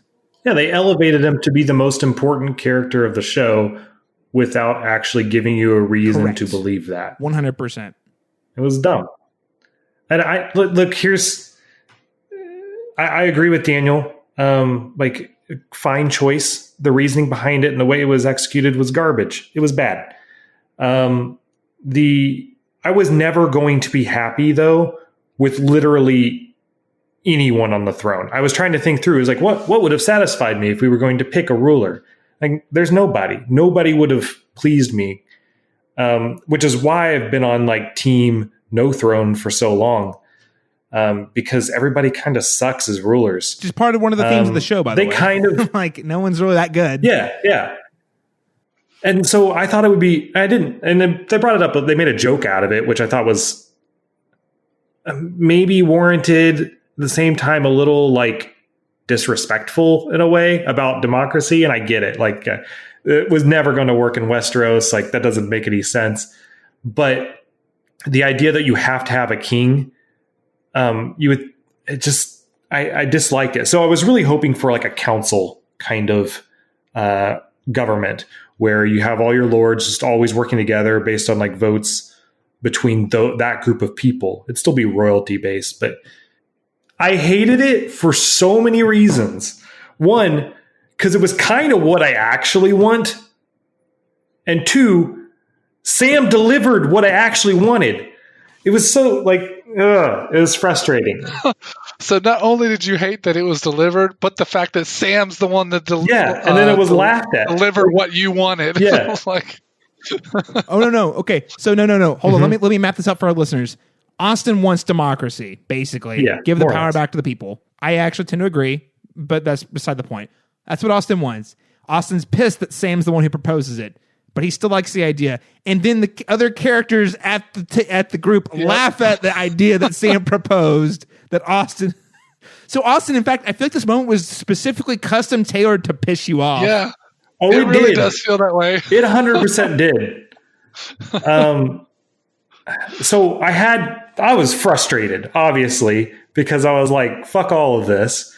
But the removal of the birthright from the kingship really kind of accomplishes the same goal in a weak ass way.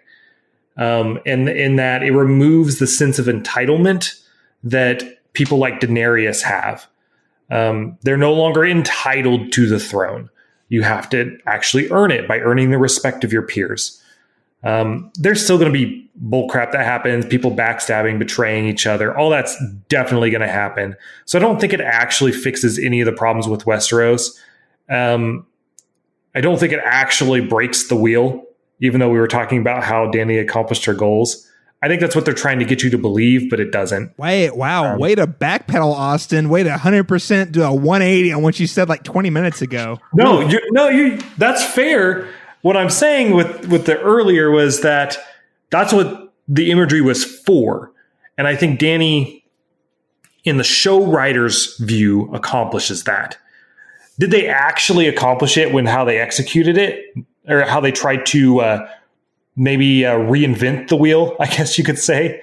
No, they didn't. They just built the same thing. It's going to be the same problems, and the little people are still going to suffer. Maybe there's no perfect government anyway. Doesn't end up mattering. Isn't this kind of like, I mean, it's not quite a republic, because at least in a republic, the representatives are elected by the citizens, but kind of similar, right? Like the heads of these houses are the ones who represent the people, and then they vote. Right. Yeah, I mean it's similar-ish to America. It's a pseudo republic, I would say. Daniel? And just to piggyback off a little bit of what Austin was saying, taking the birthright away, I think that it's because of that, the removal of the birthright, it's very important that Jon does not take the throne, because that's Jon's whole thing that people have been building him up. He was, he says he didn't want it, but he also had at this moment the right. So to put him there would be to not be following that logic of breaking the birthright. So I think it's very important that Jon does not get the throne. And I know we've talked about how we didn't want him to have it anyway. So I think that's why Bran as the selection, if you don't bring in the context of his story, makes sense. And like to what you said, Caleb, I think that George R.R. Martin said Bran's kind of in charge at the end is what he told them, and so then they just figured out a way to try to make it work, and they did not succeed in that. But yeah, I think this is why Jon had to not be in the throne, because if he is, it's just the same thing as it always was, and nothing really changes. Yeah, I mean, it's a bummer because I really do think had they just given us more like context on Bran and what the role of the Three-Eyed Raven is, that maybe that could have worked. Maybe it could have. Like, you know what I mean? Like, it's just like that was such a critical missing piece. It just couldn't work. It just could not work for me. Oh yeah, for sure. I think Bran on the throne like works, but not in the context of the show and what we know. No. Like, it could have easily worked. Getting there does not work, but I think Bran on the throne makes good sense. I'm going to be a little more optimistic than Austin. I think it does resolve a lot of problems. At the end of the day, yes, there's going to be still plotting and scheming. The problems aren't going to go away. There is no perfect government. But I will say it does eliminate the need to make these like alliances to houses as much. Like they're always going to be temporary. Like every time you have a new leader in power, it sort of resets the status quo, so to speak. So I don't know. I'm a little more optimistic than Austin.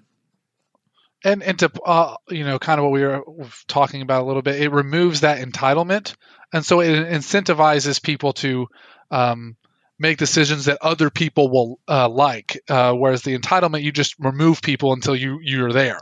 In this method, people can select you, so you're incentivized to make decisions that are good for them. So I think, like to what you were saying, a little more optimistic than Austin, and I always tend to be more optimistic than Austin, let's just be real. But I think that it does help alleviate a lot of the problems, not all of the problems, but a lot of them. And this is the first step in moving in the right direction. And there's going to be a lot more steps that need to take place 100 years down the road in Westeros. Right. Certainly de-incentivizes, hey, I want to poison my dad / brother so I get a shot at the throne next. You know what I mean? Like those sort of shenanigans. We did have a question I wanted to throw out there from our listener, Harold Story from Oklahoma City. What do you make of the change in Tyrion's tune and backing Jon versus backing Bran as king? So I think if I understand correctly, what Harold is asking is we have that scene earlier in the episode where basically Tyrion is confronting Jon and saying, no, you're the guy who can actually do this job. We need you, your sense of duty. This is your duty to rule. Your duty is to choose the queen, and you can choose, unlike, basically you're the only person in this kingdom who can stop Daenerys because of the connection you have with her. Be the ruler, take her out, versus where we see Tyrion come out of this prison cell after, a couple months of thinking about it. As he says, he's been thinking a lot. And he's saying, no, I think Bran the Broken is the way to go. So just to answer Harold's question, I think the context is a lot different. I think Tyrion's done a lot of thinking about the same thing we just got done talking about for 20 minutes. Like, hey, maybe it's not so good to have lineage defining your kinghood. And also, Jon doesn't want it. Why would you want? I know theoretically Bran doesn't want it, but it seems like he's very open to taking it and making it his own. Versus, Jon, who, as Austin put it earlier, probably would have been a terrible king had he gotten it, even though he didn't want it. He doesn't want it, but that's why he's there. It doesn't make any sense. The whole thing with Bran makes no sense. Also, I'm a little perturbed that he essentially sacrificed Theon so that he could get the throne. That's what happened there. Whoa, shit. Well, I mean, you also have to, that also, like what Austin's getting at, I'm going to take it a step further and say, did he know that Dany was going to do all that? And he was just fine with that anyway and didn't stop it? I mean, there's a lot of stuff. Could get the throne? Because they didn't because they didn't explain Bran's story well enough. So like, there's a lot of unanswered questions that you could really start to go down to a dark place if we wanted to pursue those plot lines. This is why it's really important when you say, kind of imply that a character has time traveling abilities, that you're really clear. If you introduce that element, you can't just, you either have to act like that element doesn't matter at all and there are no rules, and then just roll with it. But but Game of Thrones is one of those shows I don't think you can actually do that. When you introduce that type of ability, you better make sure the rules are really clear, because then you start asking questions like, hey, did Bran know this was going to happen all along? Doesn't that make him a bad person that he let the entire King's Landing get burned to the ground so he could eventually be king? That's a very valid question. I hadn't considered it. But also, shame on you, Game of Thrones, for being really, really bad at explaining Bran's powers. I'm sorry. I hadn't thought about it. I hadn't thought about the implications of how poorly that was. I mean, I was going to save that criticism for the season as a whole, but this is a really pivotal moment, and you start asking the question because if Bran did have that information, that would mean he was withholding it, and therefore is actually a terrible person for not trying to stop it. So he's just as guilty as Dany is. Yeah. Which I don't think that they are going for that. I think but because it doesn't come across, that's a problem. I don't think that they are necessarily implying that he knew that this was going to happen. He knew he was going to be made king.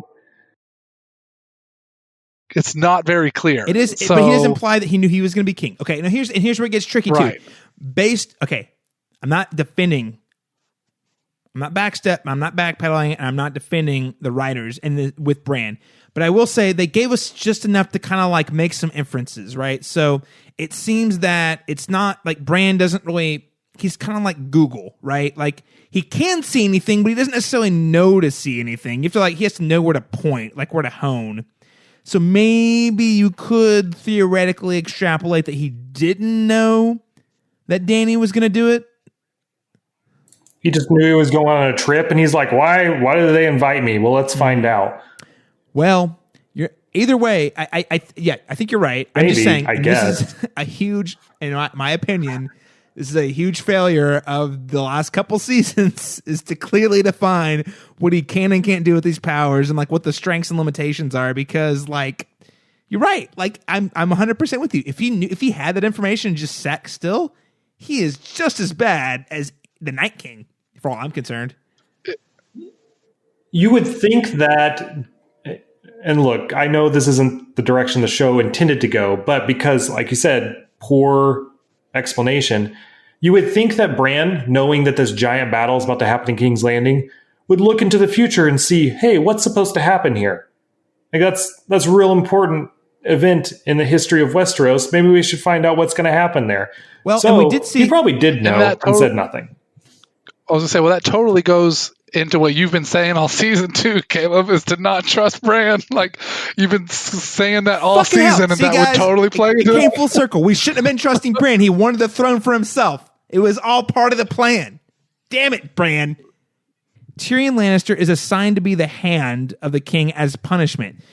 So I don't like to talk about privilege. I mean, we've talked about privilege a little bit on the show, but isn't it crazy privileged that his punishment is to serve in the most highly sought after position in the world, basically? I don't know. I know he doesn't want it. I mean, he's a Lannister, so he's used to that. But this is the man who really just wants to go hang out in a brothel and drinks a bunch of wine. Were you guys pretty satisfied with seeing Tyrion back as the hand? Did you think this was a sufficient punishment? Did you guys think this was a satisfactory compromise for Grey Worm? Because I thought Grey Worm was the one who kind of lost out on these negotiations, honestly. But I don't know. The Grey Worm stuff's a little, I'm not super connected to that character, I guess, and I don't know. I will say, I will admit, there's some shortcuts or some leaps that we're supposed to make here with Grey Worm's character and accepting some of these things. I think where we end up in the end is fine, but the transition of Grey Worm coming from that guy who was just slitting Lannister's throats and vengeance for Missandei and for Dany, and then to being okay with letting Jon and Tyrion basically go. There's some jumps made there, and I think it wasn't clean. It was very messy. No, but I agree. But it was within the bounds of that character. I think he had conversation with Missandei about like going off somewhere and living a normal life and getting away from all the war, and that's ultimately what he does. I think they don't really give you that moment of him like letting go of his need for revenge. It was kind of like you said, it was a leap. But where he ends up, I think makes a lot of sense. Yeah, I'd agree. The outcome, which we'll touch on here in a moment, the outcome is there. I think the outcome makes sense. But I think him kind of giving into the negotiations felt like he was the big loser. I mean, because he really wanted vengeance. He wanted fire and blood, right? Like, hey, Jon Snow killed my queen. For some reason, they didn't kill him initially. They kept him as prisoner.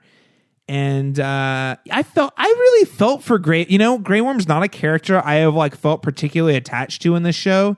I mean, I was really bummed when Missandei died, but I really felt for him. Like I feel like he kind of came out with the short end of the stick.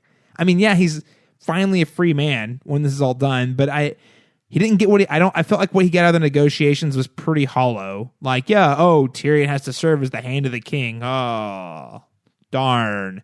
And then Jon Snow has to go serve his life in the Night's Watch. I mean, Grey Worm doesn't even really know what the Night's Watch is. So, like, I don't know. It felt like there's a lot of shortcuts here. I thought outcomes were... I actually like the outcomes. It's funny because we saw Tyrion... It's really weird. We saw Tyrion be an amazing hand in season 2, where you're like, this is what this guy is meant to do. And then we saw him be Daenerys' hand, where he was awful. Like almost every single step of the way, he was bad. Bad advice, dumb decisions, like all around, not good at his job. I hate to say it because I love Tyrion, but that's just where it is. So it's interesting that they would bring him back to the hand where allegedly maybe he's only a good hand in Westeros and not outside of Westeros. I don't really know what it means. I found it it felt right. It felt right for him to end up there. Just another one of those where it felt right for him to end up in that position. How we got there was a little questionable, I would say.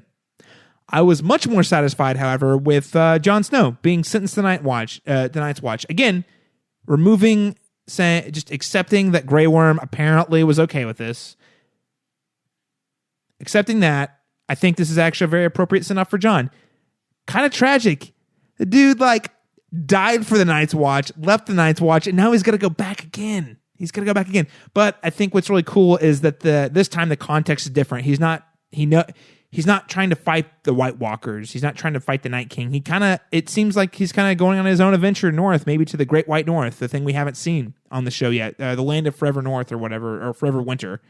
So it feels appropriate. I don't know. What did you guys think about Jon being sentenced to life back in the Night's Watch? If Jon was going to live, which he did here, I think this is literally the best thing that could have happened for his character.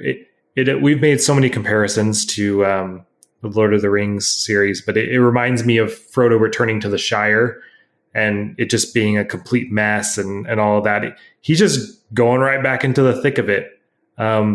He just accomplished this monumental task and his job is not over. So it was both a happy and sad ending for Jon. I think he's back doing what he is good at. At the same time, he can't be with his family like he wants to be. I thought it was actually the perfect ending for Jon if he was going to live through everything. Yeah, I pretty much agree with Austin. I think that his time with the Wildlings is probably his happiest time on the show. I think that he really, really connects. That's where Ygritte is, and I think that, even though he said he loved Dany, I don't think the love that he had for Dany was ever going to be the same as it was for Ygritte. I think they're those relationships are very different. I think that he clearly had a connection with the wildlings. I think that's where he's felt the most at home outside of maybe being like with his family. So, and I even, maybe I'm reading too much into this, but it felt to me like even, he's not fighting the White Walkers, but he's also not fighting the wildlings either, because he's kind of been, he brought them over the wall. So I don't think they hold a lot of resentment. He has Tormund with him as well. So I think there's almost even a bonding that's going on there, that they're not even fighting the wildlings or the free folk anymore. And there's even kind of a sense of like he's going up there and just going to enjoy some time up there as almost. And so, yeah, to Austin's point, I think that if he survives through it all, this is the perfect ending for him. I think this is where he feels, this is what he's best at. This is where he feels the most, in his comfort zone. I think there will still be conflict with the wildlings. If you remember, prior to them really banding together to try to make it south of the wall because of the Night King, they were all kinds of tribes. They were never kind of unified in any one thing. So, there's still work to be done at the wall, but the truth is wildlings really can't scale the wall ever. So it's never going to be that difficult.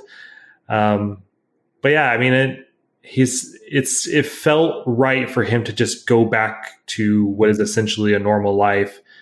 Even though he found out that he is like the quote unquote rightful heir to the throne. There's an episode, I believe it's episode 4 of season 1. It's called Cripples, Bastards, and Broken Things. And in that episode, Tyrion talks about how he has an affinity for cripples, bastards, and broken things.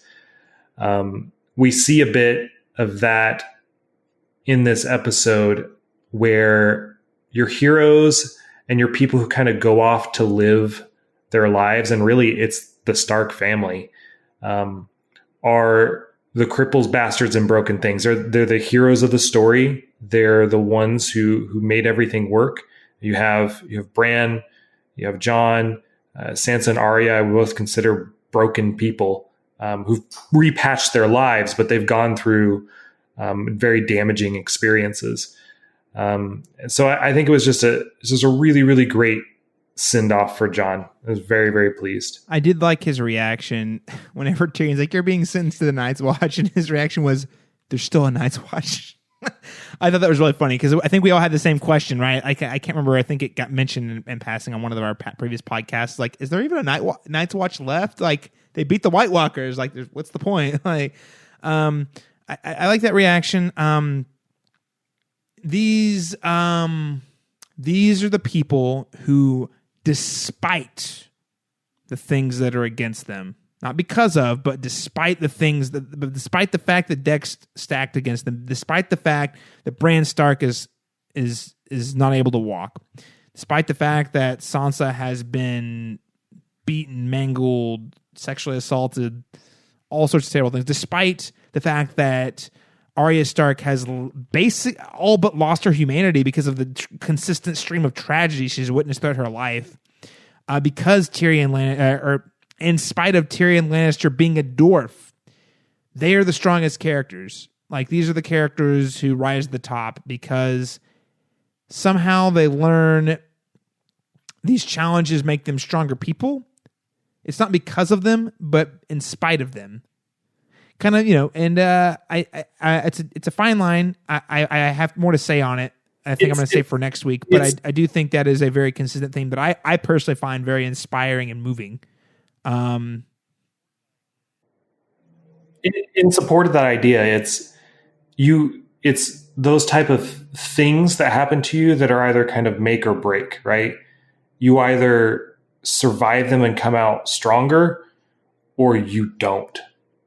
And if you don't survive, obviously you're no longer part of the story. These are all characters that survived them. So let's go ahead and jump right into the wrap-ups. Basically, the rest of it's just going to be like a series of like us going character, story arc by story arc, kind of wrapping up. Very, very Return of the King style. So it appears that Definitely the Unsullied, maybe the Dothraki are going back across the Narrow Sea. We see a lot of Dothraki in the scene where we see Grey Worm kind of leaving to set sail for Narth, which is Missandei's homeland. Guys, I don't know. Like, I've never been super connected to Grey Worm. Like, I've always liked him. Like, I always thought he was a cool dude, but like, I never really connected with it. But for some reason, this episode, I kind of felt like the betrayal he felt. You know, like he looks at Jon and he sees betrayal. You know, even though I think Jon, and even before Jon actually kills, even before Jon kills Daenerys, like there's this hint of like, we were in this together, but we're not on the same page anymore. And the way they kind of like exchange looks at the end as he's on the boat kind of signals that sometimes when you make decisions, even though you might be at peace, maybe you're still not on the same page. And I feel bad for Grey Worm. I mean, yes, he's liberated, right? Like he's no longer fighting for Daenerys. He's no longer a slave, and they can kind of tell their own new story. And even though they were offered an easy out to start their own house in Westeros, they said, no, we're going to do our own thing. I really like that. I really admire that. And for some reason, I found it kind of relatable. I don't know. Did you guys have any particular specific thoughts on the way Grey Worm's story ended?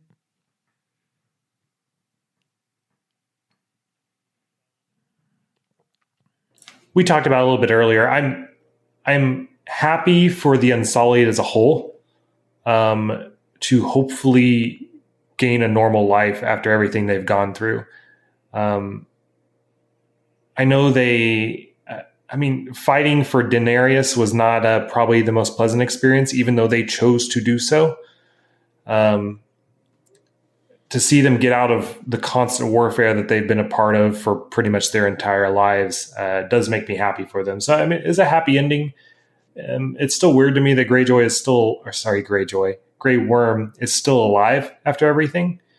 But I'm glad to see where he ends up. Yeah, I think you guys have got it. I think I really agree with Austin. It's I'm glad that it seems to be that they're going to be able to get away from everything that's happened, because all that we know that they were raised their entire lives up until the point that Dany purchased them, that they were slaves basically bred for warfare, and then all they've experienced since being with Dany is some level of warfare.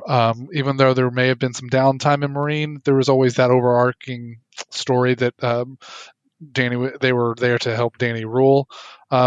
So it is a happy ending, and I'm glad for them. And I am sad for Grey Worm, as you said, that it does feel like he was betrayed or whatever. But I think that going back, being able to maybe go to Narth and thinking about Missandei and the relationship that he was able to have, and what Dany was able to did liberate him and was able to give him this opportunity to go and have somewhat of a normal life is bittersweet, I feel like, is the ending for him. So what's it like to be a man or a person who's bred for war to have no more wars to fight? And I think that's its own tragedy. I mean, obviously, I think we're all against wars, but whenever you're I don't know, highlighting the tragedy of being a soldier, that's your life, right? I don't know. I feel for him. I don't know why it was a very unexpected thing, but I whenever he exchanges look for Jon and then decides to go to Narth, it hit me in a way I did not expect. There's a lot of things in this last stretch that hit me in ways that I did not expect. So let's keep that train moving. We have to mention the Stark children reunite one more time before they go their own ways. So we referenced this last week, but I have to cite credit where credit was due. I think all of us are readers of Vanity Fair. I know Daniel and I read Joanna Robinson frequently. She basically called this entire conclusion a few episodes ago when she was kind of making parallels between this and Lord of the Rings. So, one, I just want to say mad shout out. I'm sure she's not listening, but Joanna Robinson's a badass in covering Game of Thrones over the years. But so she basically called this conclusion. And this particular scene, I didn't think about it when I watched it, but then, kind of thinking about it, comparing this to the scene in Lord of the Rings, Return of the King, whenever Frodo goes across the sea, where the Grey Havens, right? Is that what they call it? Like when he goes across the sea, he leaves Middle Earth to go with the elves to the Grey Havens. This is like the Game of Thrones version of that scene. I really should know that answer, but I don't. Austin? Oh no, I said I really should know where he goes, but I it's the don't Grey off Havens. top But this is hand. like the whole we're together one more time before we all go our own way and do our own thing, And I mean, of course, we see specifically where it goes after that. But I don't have a lot to say about the scene other than it was really emotional. It's very. Ned Stark was a good man, right? I know that's kind of a weird thing to say at the end of the show. He's been dead since season 1, but I think it just goes to show that the values he instilled in these children, and also the impression he left on us as viewers has not been lost, and that he has a bona fide legacy, and that despite his tragic death, his tragic and inevitable death, in a lot of ways, he's able to live on through his children and kind of take victory in that. At least as a viewer, I felt that way. You have Jon Snow's going back to the Night's Watch. You have Sansa, who's going to be crowned Queen of the North, which, by the way, a lot of people on the internet are drawing, making comparisons between the North and Brexit, which I think's interesting. And then you have Arya, who decides that she's going to go and be an explorer. Arya the Explorer. She's going to go and find out what's west of Westeros. I was really satisfied with all of these things. Arya especially. Guys, at the beginning of the season, I marked her for death. I was sure she was dead because I didn't know what to do with her. I was like, well, she has lived for vengeance up until this point. But again, this is something we're going to go more in depth in next week. But seeing her decide that vengeance is not the most important thing really moved me and really retroactively made her story line from the last couple seasons a lot better for me. I have honestly hadn't really connected emotion with this character for a couple of 3-4 years, but this season really did it for me. And I like the idea that really this season she's only ever used violence and her specific set of skills to protect her family. She's very rarely used them to just kill people or to seek vengeance on people. And I like the idea that once this war is done, she's going to go find a new purpose by exploring, It's kind of like whenever you, have a breakup with someone or you get through a life-altering event and then you find a weird hobby or something, you know what I mean? And it just really, I was very surprised by how well it rang true to me. I know a lot of people on the internet don't think that way and they thought it was kind of a weird thing, but I like that Arya is going to explore. I think it's fitting. And I loved how it kind of called back to her crossing the narrow sea the first time back in season 4 with the musical score, which we'll touch on here in a bit. Any thoughts on this particular farewell scene between the Stark children? Yeah, I loved it. And I think that this is the moment where, things probably get a little more conventional from this point forward. But this is really where the emotion started hitting for me. This scene and several of the other scenes that happen after this. I teared up when Sansa gets to be crowned queen. That's something on the very first episode she says she wanted. Now, I know it's a lot different. The context is a lot different of being queen now of the North than what she wanted in that first episode. But and she has a much more... she's no longer that naive girl that she was then, and she has a much more proper understanding of what that means, but she's well equipped to do it. And so when I get to hear them shout Queen of the North, that was a very emotional moment for me. I definitely teared up in that moment, getting to see Sansa in that position. I agree with you. Arya's, for you guys know, Arya's always been a favorite character of mine, and while maybe I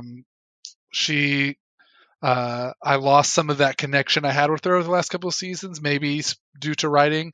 The fact that she ends here going off, I think, reminds me of her in season 1 when she, idolized a lot, or season 1 and season 2 even, she idolized a lot of the Targaryen warriors. She talks to Tywin a lot about the dragons and how the Targaryens went out and explored all these different areas and a lot of the female characters that she really looked up to. And so I think this is a very, very fitting end to her story, to go out and just discover the world and experience it and know that she is more than capable of handling herself as a female. I think both of those two, Sansa and Arya, really, really, really resonated with me, and I couldn't have been happier with their stories ending that way. Like I talked about John already, I think it's very fitting for him to be up there. So this scene is really where the emotions started really setting in for me, and just continued on through the rest of the episode.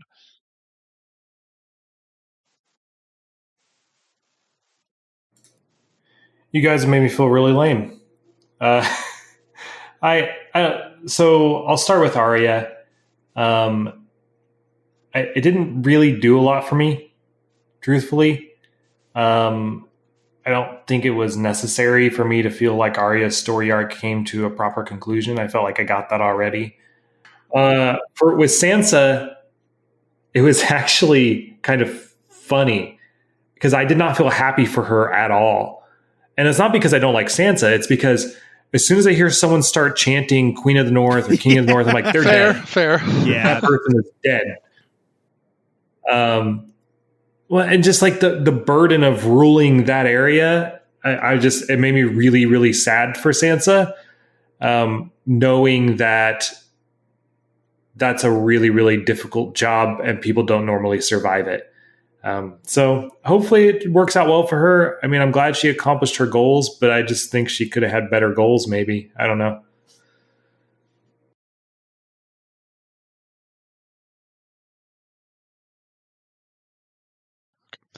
I think while you're right, Austin, when people start chanting about a king or of the North, that usually doesn't end well for them. However, I think Sansa is probably the most well-equipped person that's ever been in that position, and her story and what she has learned from the characters that she's interacted with over the years has really prepared her for this moment better than any other Stark that's been there. So I get where you're coming from, but for me, I think I've talked about Sansa this season as being the best choice for a ruler, and so while she doesn't get to do it on the Iron Throne, I think it's even more fitting that she gets to do it in the North, which I think maybe even is one of the regions that's been harsher towards females than some of the other regions. We've long called the North the Tea Party / Trump supporter area of Westeros. So not right. Traditional. They're a little more traditional in how they view leaders. Right. And so the fact that Sansa is going to be the one that leads them, I think, is promising for that. That's progress. There can be growth. Exactly. So I see where you're coming from, but I don't know. The Sansa stuff just really worked for me. I'm with Daniel on this one. I think Sansa taking that is great. We wanted her to be on the Iron. I mean, again, I was with Austin. I don't really want anyone on the Iron Throne, but if I was gonna be one of my top choices, Sansa would probably be my number one. So her ending up in the North, I think, just makes good sense. And I agree with Daniel too. Rob and John made a lot of very obvious mistakes that she tried really hard to point out basically every step of the way. And she's more strategic, so I think she's probably a little more well-equipped to handle that position than her brothers were. I mean, sorry, Rob and Jon Snow, but... She was also a denier of the danger of the White Walkers for the entire time. All she did was talk about how we didn't need people, and how they would have definitely died if they listened to Sansa. 100%. I mean... I gotta chew on that. I think she had that much faith in the North that they could solve the problem themselves. Which again is a sign of a great Northern leader. They just want to not utilize the resources available to them because they got to do it their way. Austin, I mean, I don't know. I gotta chew on that. I was pretty satisfied. Emotionally, it was satisfying. Logistically, let's think. I'm going to think on that for a week. How about that? I've been so conditioned to cringe anytime someone's crowned at this point in the series. It's very reasonable. Very reasonable. Well, let's move on to another storyline here. Now, I just have to say, we get a quick cut to Brienne, who is finishing Jaime's chapter So basically, all of the heads of the Kingsguard or Queen's Guard or whatever are always tasked with like recording the histories of the great knights of Westeros. And so we get to cut to Brienne opening the book to Jaime's page, and there's like a paragraph. And guys, this scene got me. Like, it got me hard. Like, I inexplicably started weeping. Once I saw her, like, with the book and open it, I was like, oh my God, she's going to finish Jaime Lannister's story. And this is a moment that was referenced, and this is, I think it means a lot more to book readers than show watchers, and I'm not trying to pick one of them, but I just think that the books have done a better job at demonstrating, because again, you can see inside someone's head and their perspective. Jaime Lannister claims to like not buy into the family legacy bullshit that Tywin Lannister spins, but he does care a lot about legacy. He cares a lot about his legacy as a knight.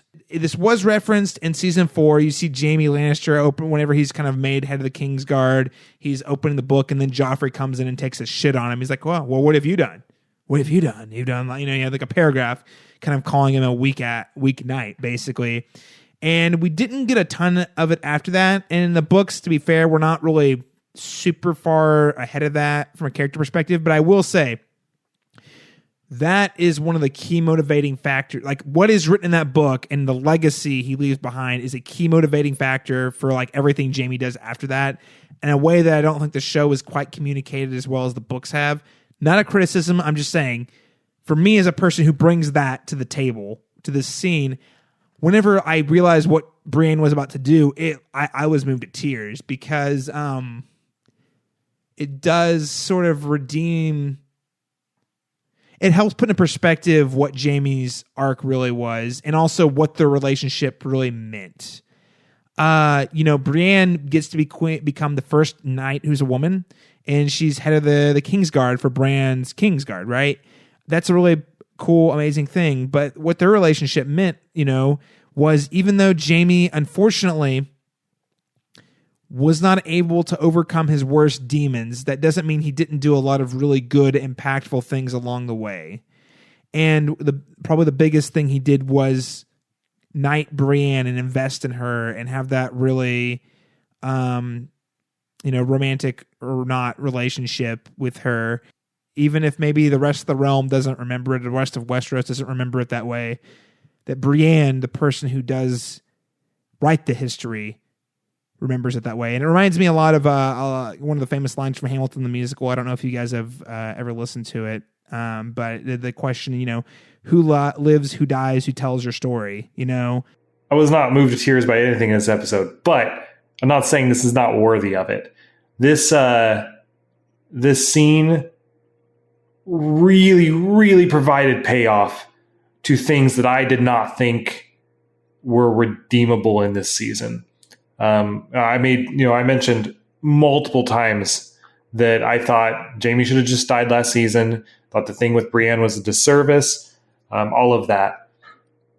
This scene puts all of that in a completely different context, as you've talked about multiple times, Caleb, about this episode, about, really you got to look at the final product once it's done. Now I no longer wish Jaime died last season. I thought that had he died, you would have never gotten this moment with Brienne as leader of the Kingsguard. You would have never gotten the realization that Jaime was actually a very heroic figure.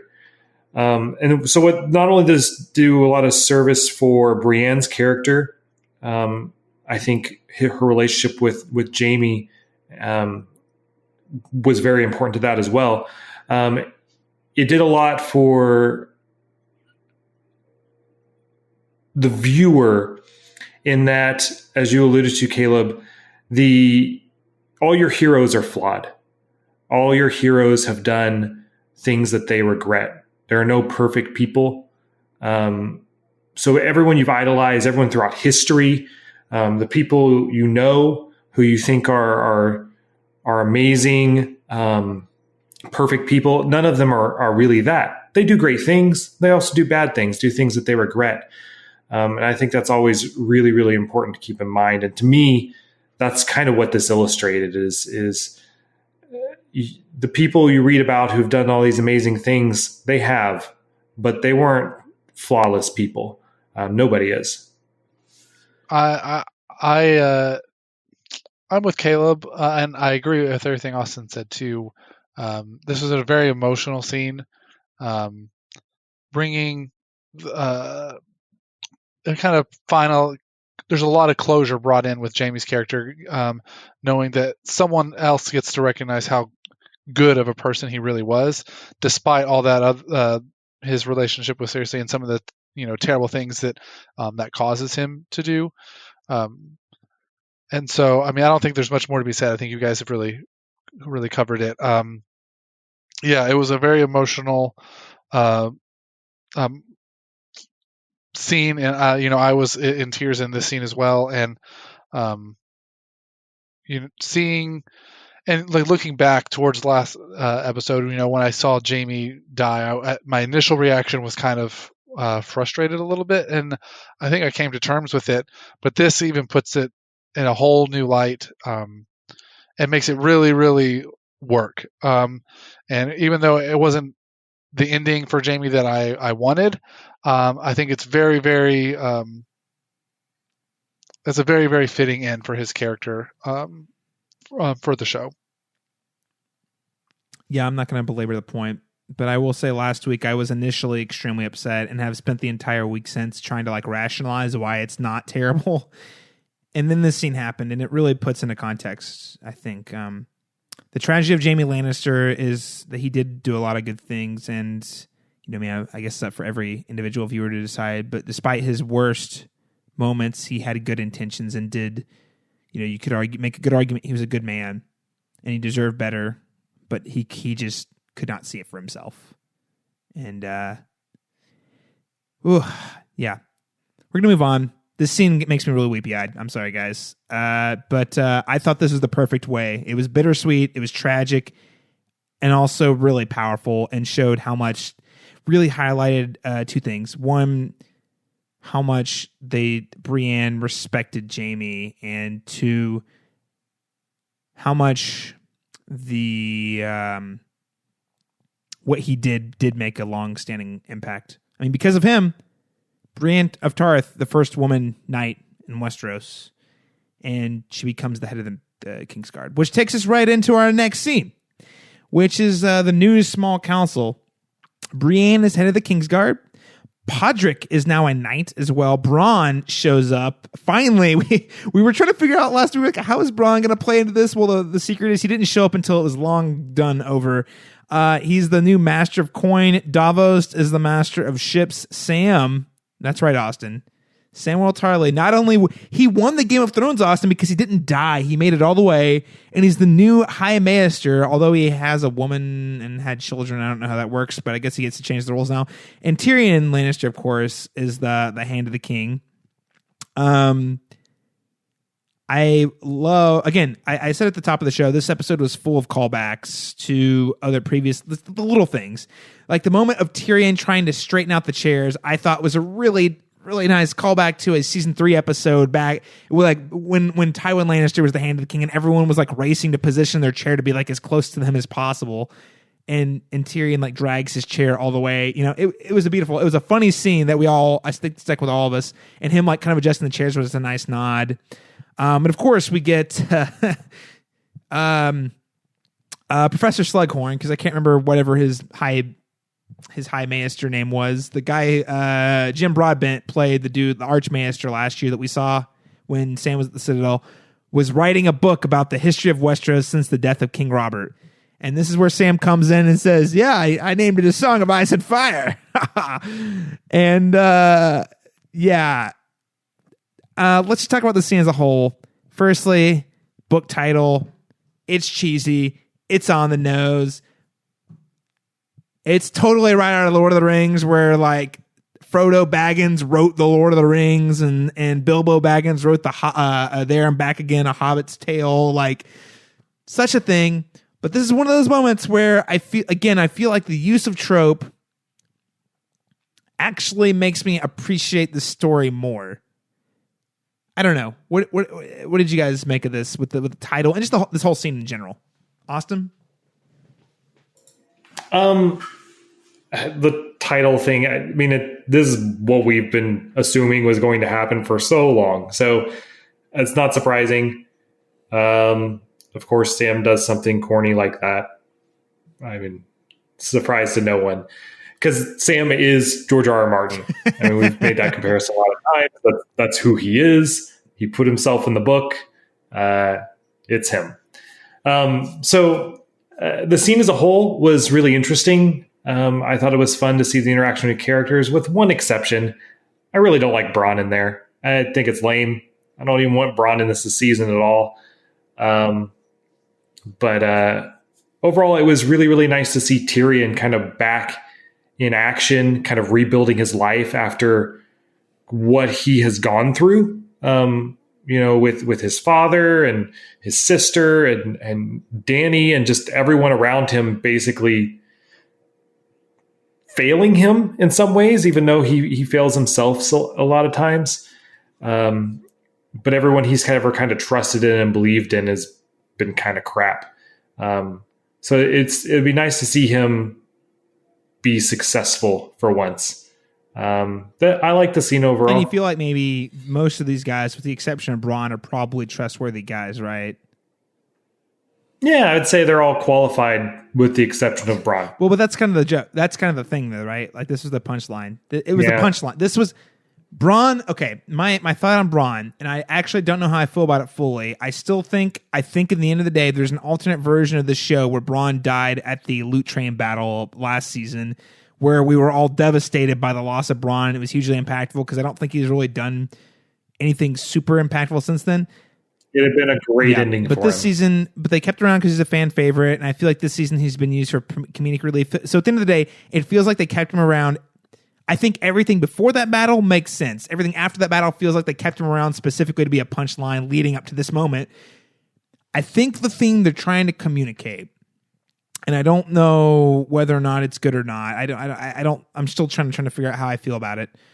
But it's that whole thing he said to Jaime and Tyrion a couple episodes ago, where he's like, "Listen, the great houses of Westeros were all built. Like, if you go far enough back, they're all built off of sellswords, just like me, So I guess it's in their way is maybe a way of representing the little guy, the guy who doesn't have the family name, because Bronn's whole thing is the whole time he's been like, Bronn of you wouldn't know him. That was Baelish, though. He was that, and that's why I was very sad to see him go. But I think that's kind of what they're trying to get at here. I don't know, Daniel. What did you make of this scene? It was fun. I think it was a fun, lighthearted scene. The book thing's cheesy. It's a call to Lord of the Rings. I mean, I think that there might be a little bit more to the beginning of this scene, maybe than we're giving credit for. So at the beginning, you see, you were talking about the chair movements and stuff. Tyrion very clearly, it's very important to him that he wants all the chairs to look, a certain way and be nice and neat and even.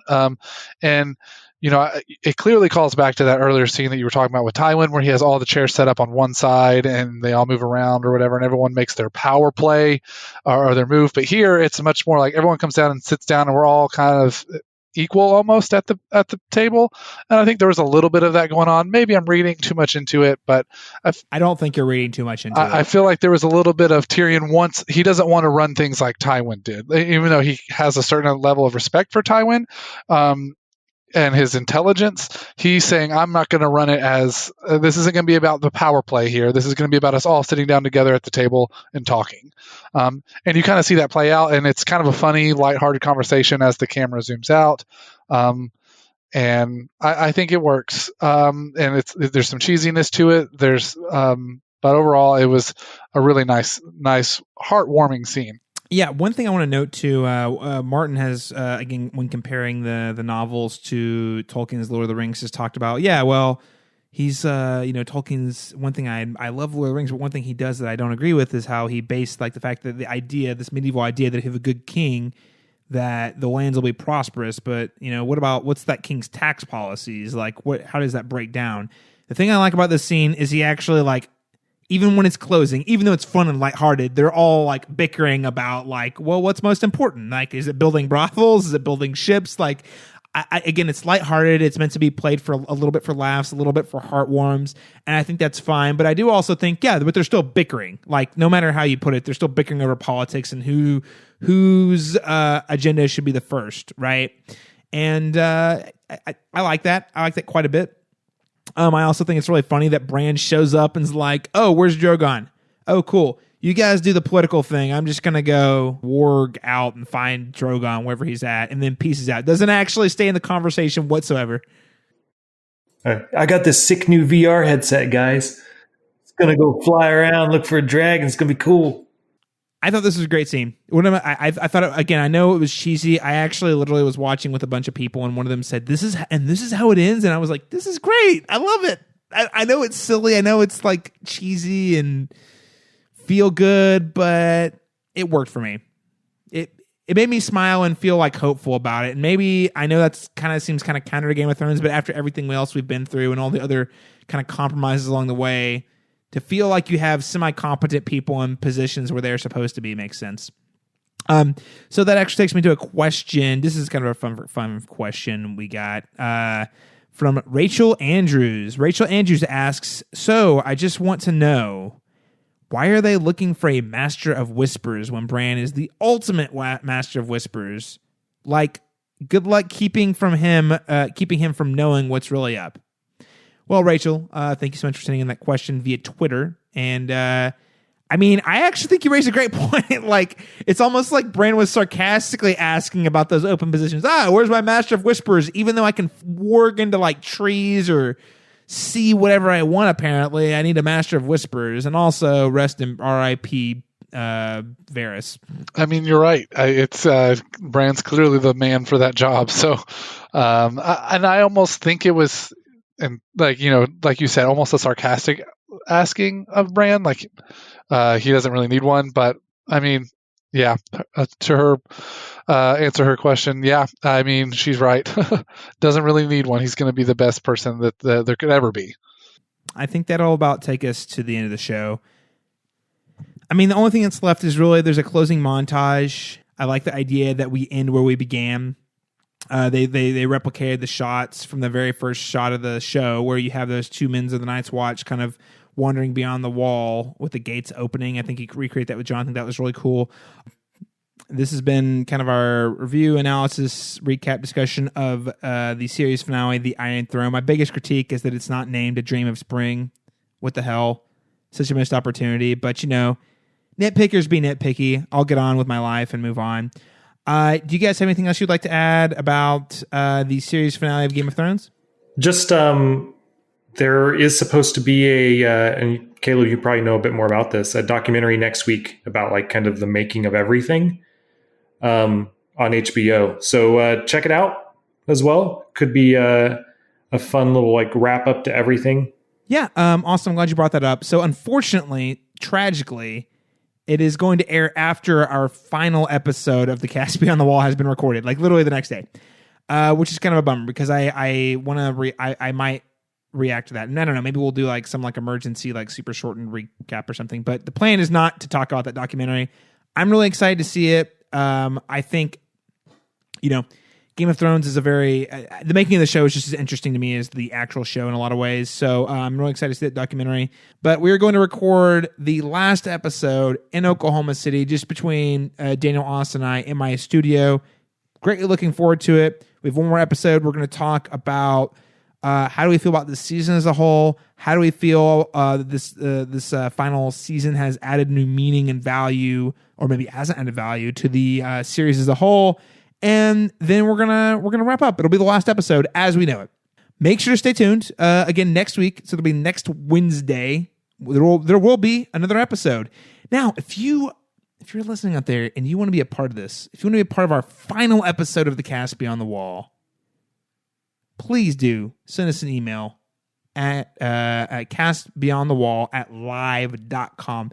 Send us your questions. Send us your feedback. Send us your opinions about the final season.